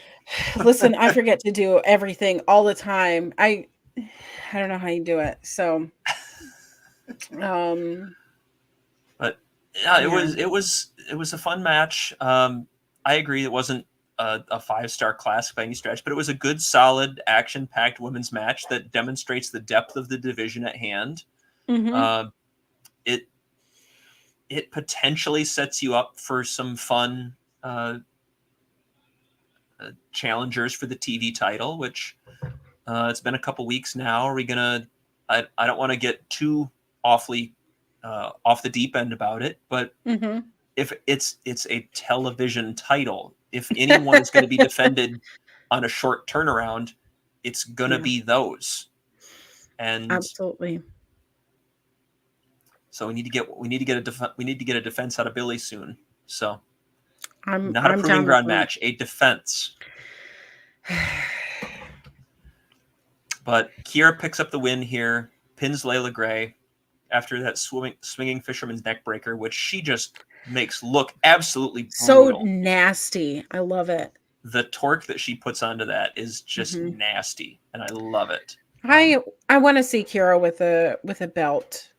At least something, give her something, because she is putting in the reps, she is putting in the work. So I love that. Yes. All right. So we do jump into another interview segment with Lexi Nair. She's getting her reps in. We have Griff Garrison, Maria, and Cole Carter being interviewed by Lexi. Griff Garrison said that taking away Serpentico's masks was used for his attention and as a stepping stone for them. Yeah, it got them the attention they wanted. And they would have gladly taken that match, which, lucky for them, they were tricked into a match for Super Card of Honor. And Maria likes Griff Garrison's confidence, and that is why he has the Proving Ground match versus Mark Briscoe. I do not have any thoughts about this. It was perfectly fine. I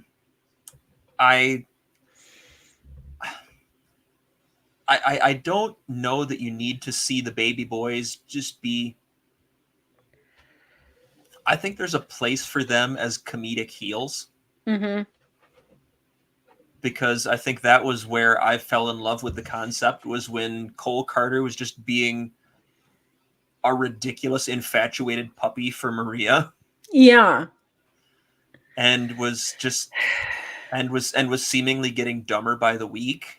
And yeah. I that's where I kind of fell in love with this concept. And they're kind of turning into, generic heel team number 408B. And like I wanna like them. I like both of them like the concept of them as an act together, but it feels like it's losing steam.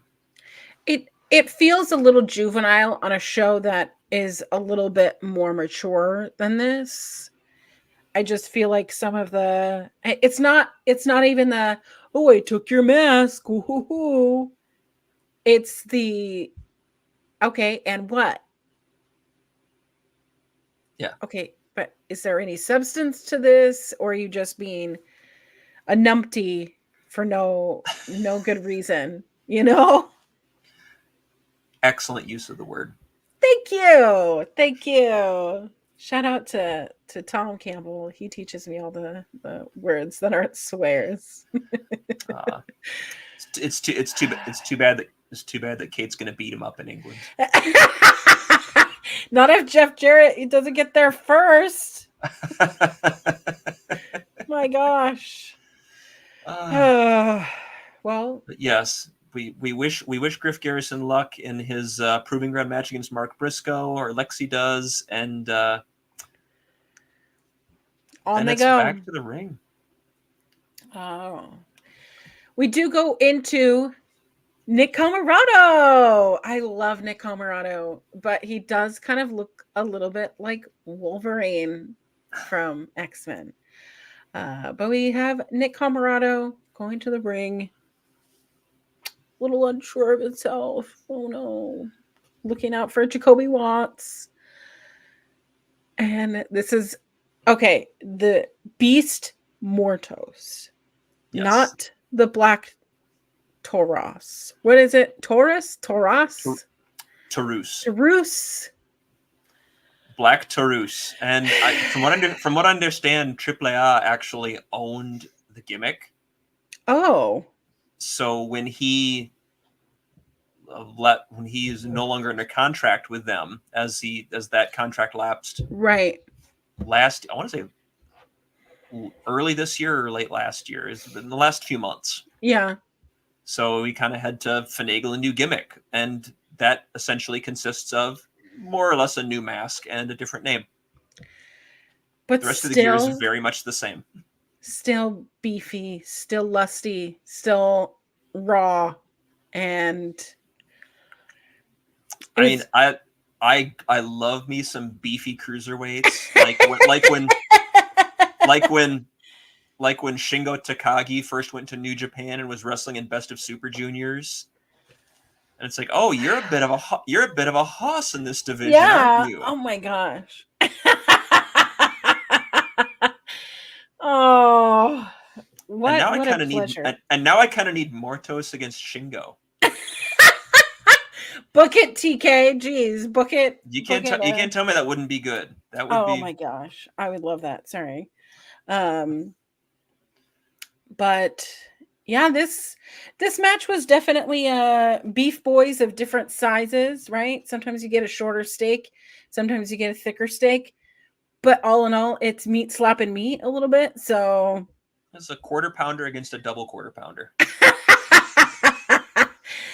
uh what do you think of this Nick Camarado character, right? He's shaved, he's a little unsure of himself. He's a little bit I'm paranoid. intrigued. I'm intrigued to see where it goes, honestly. Mm-hmm. And I want to give Camarado his flowers for the physicality. Yeah. The facial expressions, the physicality, the posture, the movement choices. All those things are very deliberate choices. And Mm-hmm. I'm very intrigued to see it because it's to me, I've seen too many guys go through, and girls for that matter. I've seen too many performers go through the unsure of themselves, losing streak style gimmick, but not really heavily alter any of their presentation, Yeah. or or not really go through outside of making a couple of mopey faces here and there. Did very little to change that. Camarado has very much altered his presentation. I see it and I appreciate it. I don't know that it's going to come to anything Yeah. or anything of substance, but I want to call it out that I see it and appreciate it as someone who, I'm not much of an actor, but I try to be, and I try to pay attention to those things, and I'm intrigued to see where it goes. Interesting. I would have never thought about it like that. I definitely, so, coming up to this, right? Like a lot of my knowledge of Nick Camarado is, him coming into AEW during the pandemic, kind of being a background guy, kind of being a lower card guy. But every wrestler who has been like, yeah, I needed to prepare for this match, and I trained with Nick Camarado. Eddie Kingston training for a lot of his big matches has been with Nick Camarado. And you can see that over on Instagram, some of these videos that it's like, oh, this seems like a really cool guy. So seeing him like you mentioned, like getting his flowers, getting his time, getting his spotlight is like, I love seeing people who do like hard work and cool shit, like get their moment. And Yeah. I definitely like this new character. I really love Jacoby Watts. I think that the intrigue of the Southern cult leader is a space in our hearts that we all have. I mean, Bray Wyatt wasn't the first Southern cult leader, but it sure is a space in my heart that I relate to. Speaking of my past, so it's just, I really enjoy it. It is kin to me. Yes. But I wasn't getting cult leader as much as I was getting megachurch televangelist. I would say, I mean, aren't they cults? I don't I don't want people to be mad at me. Listen, they can be mad at me. I'm speaking out of trauma. And I'm Oh. and I am, yeah. I get it. It's okay. I like wear that on my wrist. I mean, I came from a church that, like, a fundamentalist Christian, WWJD bracelets everywhere. If you didn't wear like, we used to have arms full of WWJD merch, and a lot of the, I kissed dating goodbye. Oh boy. That okay. Joshua Harris. I gotcha. So fundamentalist Christian cults, I get it. But yeah, mega churches kind of scare me. So understandable. But I'm that's the vibe that I'm getting, and I think that's where he's going with it. And it makes me think. It makes me remember. CM Punk talked about it during his documentary from WWE when his DVD got released years ago.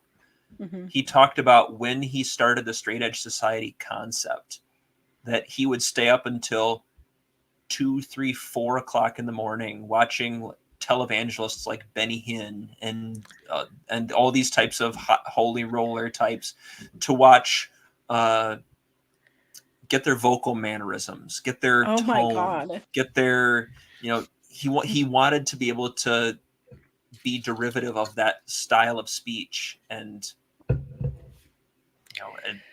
and I get a lot of that out of Jacoby Watson. His presentation has been solid too. I've enjoyed seeing that, and we'll get to him a little bit later as well.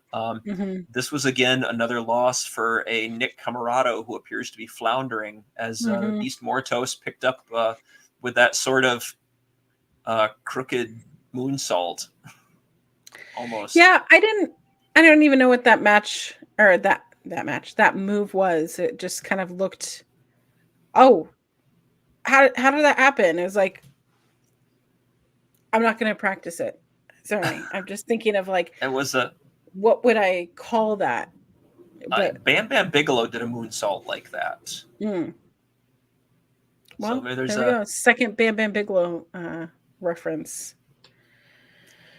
Everybody everyone in Jersey would be proud. Oh, speaking of being proud, we have a return of Lady Frost, which makes my friend Chris Faithful very happy. So and she got rid of the extensions too. I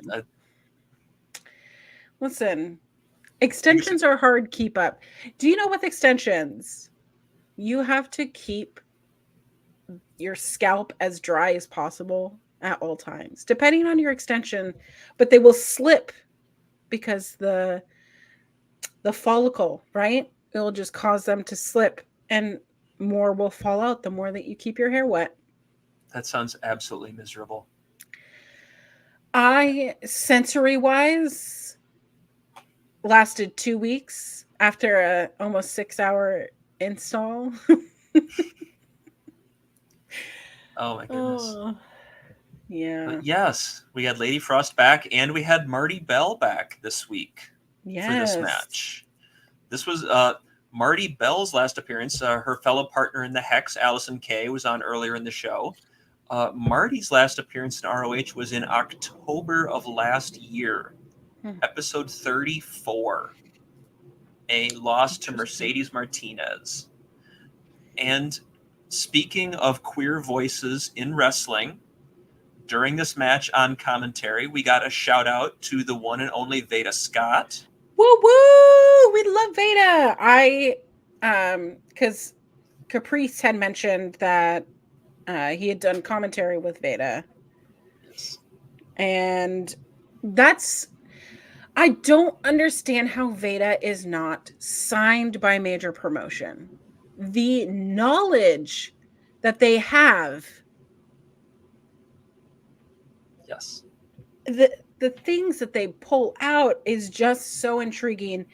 I think my favorite indie commentary team is Val Capone with Veda, because both of them pull out knowledge of things and reference things that is relevant to us, but is also, I didn't know that they had a match. I didn't know that these people tagged with each other. I didn't know that this was part of a feud. I didn't know that this was adjacent.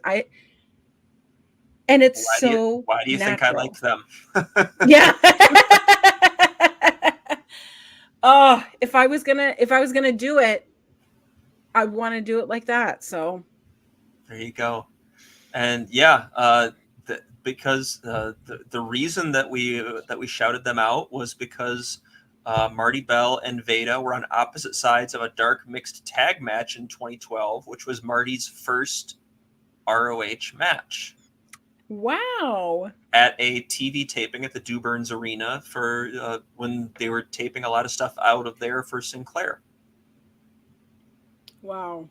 So because of that, and Veda, of course, has a long history in Ring of Honor as well, from working with the Embassy to managing.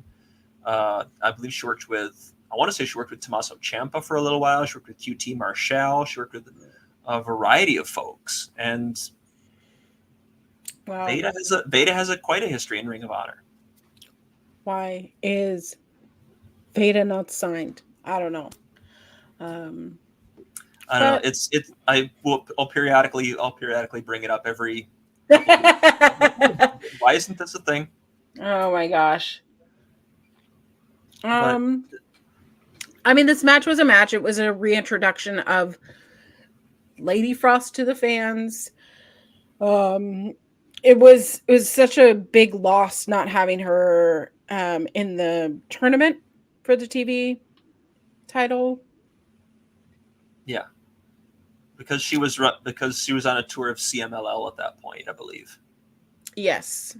And you had all this time to do this, but you had to make it so that it ended at Supercards. So that meant that you couldn't have Lady Frost in the tournament. She was available, and you just couldn't use her because that sucks. But I definitely felt Lady Frost's presence back. Glad that she's back. And I hope that this means more of Lady Frost and Marty Bell. But, this was to highlight Lady Frost. I'd love to see the Hex back on a consistent basis as a team or as singles. Yeah. Lady Frost picked up the win here, and Ian and Caprice both potentially teased her getting into title contention against either Billy or Athena. And I'm intrigued to see if that actually goes anywhere, if that's just idle talk. Mm-hmm. Ian specifically mentioned, when you're focused on something else as hard as they are focused on, like Queen Aminata, for instance, right now, it can be real easy for somebody who's very talented, like a Lady Frost, to slip in the back door, and all of a sudden, you're down a championship. Yeah. I agree. She'd be great with Athena or Billy. I would be okay with either one of those matches. Well, I'm not yawning. My brain is just getting oxygen. we go back to I'll take over for you. I got you covered. We go back to Lexi one more time. We do one more time as she's backstage with Nick Camarado, and once again, before Nick Camarado can get a word out, there is Jacoby Watts saying, "This isn't working. It's the same result. It just keeps happening." And once again is trying to recruit Camarado. Follow me, and I will lead you to the light. Do you think he goes, or do you think he goes? I think he absolutely goes. Mm-hmm. Because the way these stories work is that at least to me, in my experience, the way these work is that the first one they approach always goes. Interesting. And Jacoby Watts even drops out what appears to be a catchphrase: "Praise be to He, and He is me." So good. So good. With that, we go right into a squash-ish match. I don't know. The Dark Order is back in the form of John Silver and Evil Uno, which we saw Evil Uno not too long ago, versus Zach Patterson and Frank Villano. I thought it was Milano with an M. I'm not sure. Maybe I wrote my notes down wrong, because it's possible, because it's at the end of the episode, they just kind of tippity type away. Listen, I have notes now, and they're color coded. What more do you want from me, Kyle? Professional AF. That's what we are. This was one I mentioned earlier. I think that I'm pretty sure that this was taped before Dynamite in Quebec City. Yeah. Which would have put it at roughly 3 weeks ago. Before Supercard. Before Supercard, before Mania weekend, before all the hoopla. least that's the best I can figure. I might be wrong. I tried to track it down in Cage Match. This is the best that I came up with. I'd be surprised if they held this in the can for 3 weeks. I don't know why. Especially because it was only a 5-minute squash. But that's what it was. My favorite bit in this match, though, was Evil Uno spending about 30 seconds to a minute of the runtime of this match, sprinting back and forth from corner to corner with corner clotheslines and corner back elbows. Nasty. And it made Ian claim that, I think I figured this out. I think that's actually Rocky Romero as Evil Uno. Yeah. Because it's the forever clotheslines. And he could be doing that forever. Oh my gosh. And Caprice didn't even have a witty retort. He's like, I'm not gonna touch that one. But in my notes, I wrote that the opposing team was not much of a threat. That Evil Uno and John Silver both took advantage of the match pretty early. And John Silver tagged in to pose. Like, he tagged in to pose, and the crowd ate that shit up. Oh, sorry, I said shit. Sorry, I said shit again. Sorry. Oh my God. But I just love that they are still carny AF. You know what I mean? Like, it's still. Yes. And the crowd is always going to have this. I don't want to say ironic, but it's the word that's springing to mind for me. They're just going to have this weird, awkward, silly love of John Silver and his ridiculousness. Yeah. Yeah, him just being ridiculous, showboating, hot dogging and grandstanding, you know? And, you know, it was a fine squash match. Got people in. They got in, they got out, they did their job. There was a hot tag to Evil Uno, so it must be a crowd that, you know, was captured by, I don't know. I mean, are we gonna be like when WWE would run Toronto and they would spend the entire show doing backhanded compliments at Canadian crowds? Yeah, that's kind of how it is, you know. But like that was there was a point where that would be like all they would say is like, "Do you think that's a compliment? What are you doing?" I don't know. I can't specify what WWE thinks is acceptable. Yeah. But there you go. But yeah, this was Evil Uno pins Frank Milano after something evil. It was fine. I don't know if we're going to do anything more with Dark Order or not.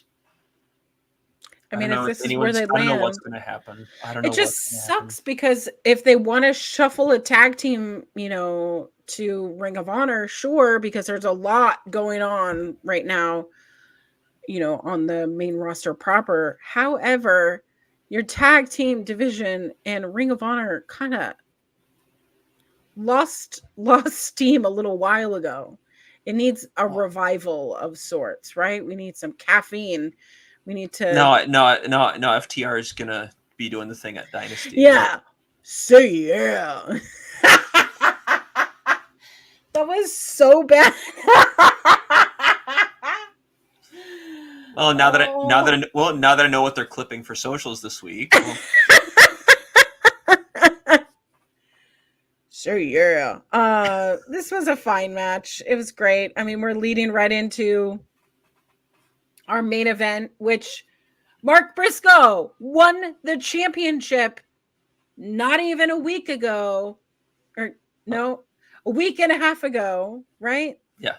About that. Time? It was April 5th. So it was it's after midnight on the East Coast. So 2 weeks ago. And he's on television. Yes, it's a proving ground match with a custom strap, with a new custom strap for the world title. Oh, it's pretty. It's with like pretty. Snow camo, like winter camo, basically. With snow camo. I have Okay, so to be fair, every time I see, right, that's like the gray, whites, different shades of black. I don't know.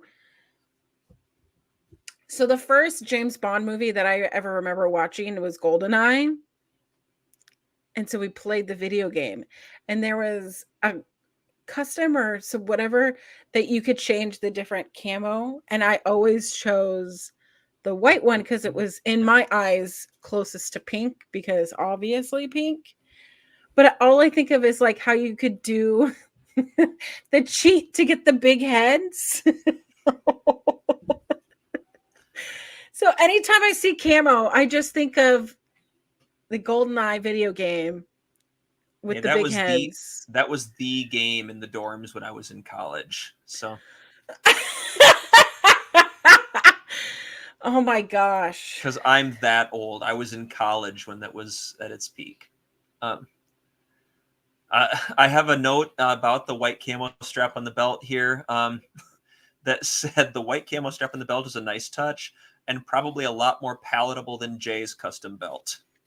Oh no. Look it up if you haven't seen it, or I forgot about that. Or maybe don't. Or maybe don't, because it's a little it was the skull, it was the more of a jungle camo, there was stars and bars, there was a little rough. But that was who those characters were. And it Have you not seen it, or you remember? No, you're trying I to remember it now. remember. You're reminding yourself of I'm it now? reminding myself of how.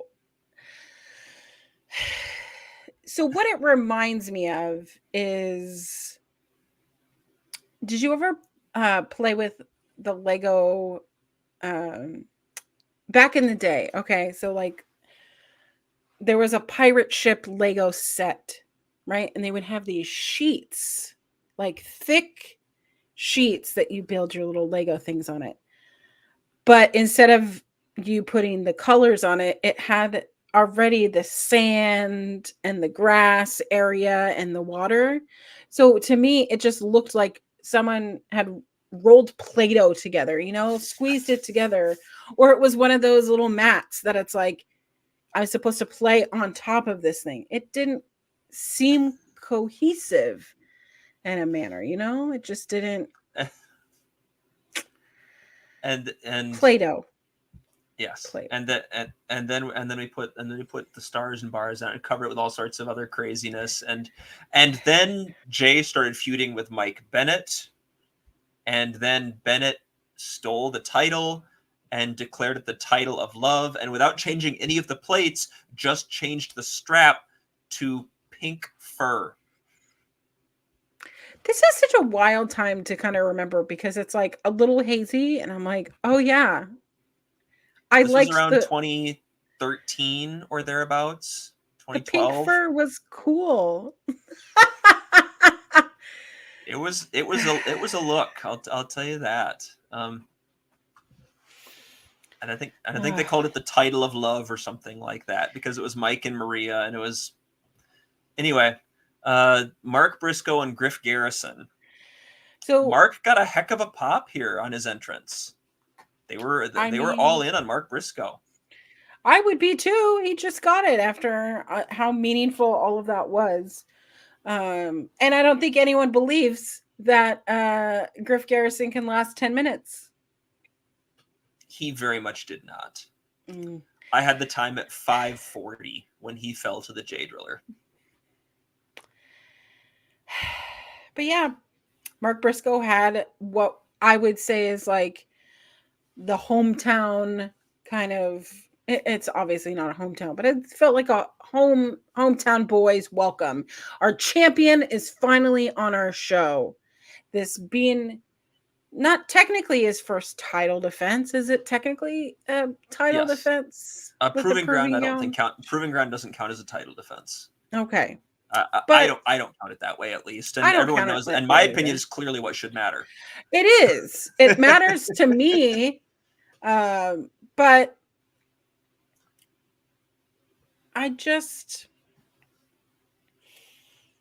love Mark Briscoe. I'm not going to cry. Oh my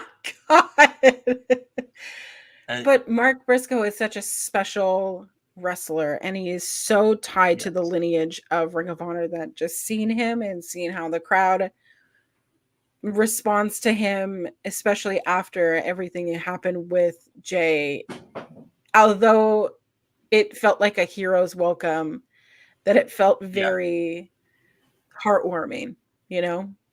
yes. Um, But Ian did share a fun bit of commentary here at ROH The Experience in November of 2019. Griff Garrison and his then partner Marcus Cross won a fan vote for a match against the Briscoes for the ROH World Tag Team titles. interesting. He Now, mentioned that on commentary and I didn't yeah, understand. and now he gets a shot to meet Mark in a proving ground match for the world title years later. The teams that they beat for this, I had to look this up. I didn't know this off the top of my head. I had to look this up. The teams that they beat in this fan vote were Two Guys One Tag, which was the tag name for Silas Young and Josh Woods. Checks out. Soldiers of Savagery, Okay. Bishop Kaun and Moses. Before I believe it was before they joined STP. Wow. I think it was before. I'd have to double check that. I think it was before, but and the Tate twins, aka the Boys. The Boys. So those are the three teams that that Griff and Marcus Cross beat out overwhelmingly to Wow. win the title shot against the Briscoes that night. And the Briscoes beat them in what was a pretty average TV match, and Griff Yeah. Garrison was all of 20 years old at that point. Jeez. Baby. And that show is on Honor Club. I double checked it before we went live. Actually, even you can go watch that show, ROH The Experience from 2019. Well, then I'm gonna go try and find that. Little but baby boy Griff. This match was, I mean, is pretty weighed towards Mark Briscoe. Griff Garrison having some retreating to the outside, going to the corner by himself, trying to gather himself, because it is Mark motherfucking Briscoe here. He doesn't have front teeth. This is a different beast for him. This is not Serpentico. Mark has been doing this almost as long as Griff has been alive.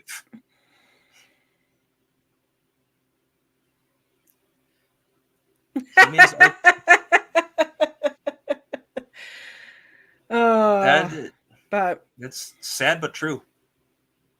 I get it.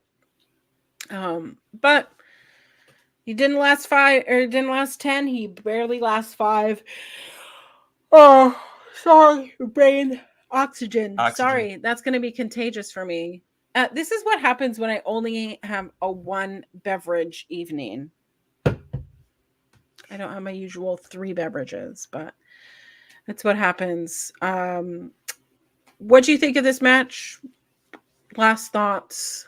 It was fine. It was a shot. It was an opportunity to get the world champion on there and have a short, competitive-ish match with a guy who you clearly see things in for the future.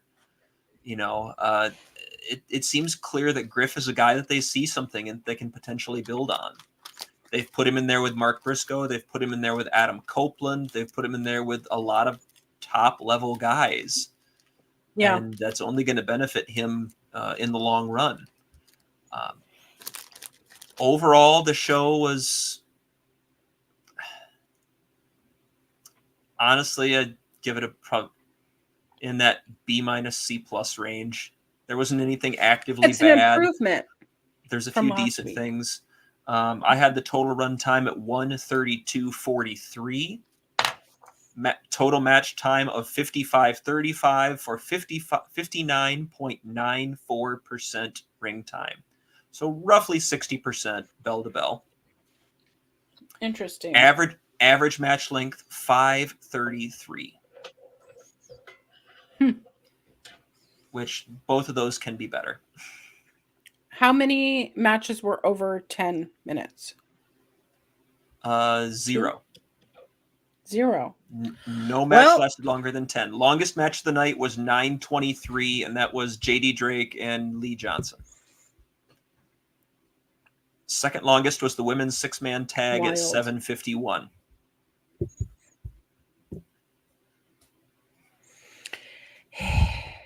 Well, what a different kind of match. I mean, what a different kind of show. It's interesting coming off of, a pay-per-view. It's kind of like, okay, we shot the thing out of the cannon. Now we got to figure out. I'm interested to see where things are going.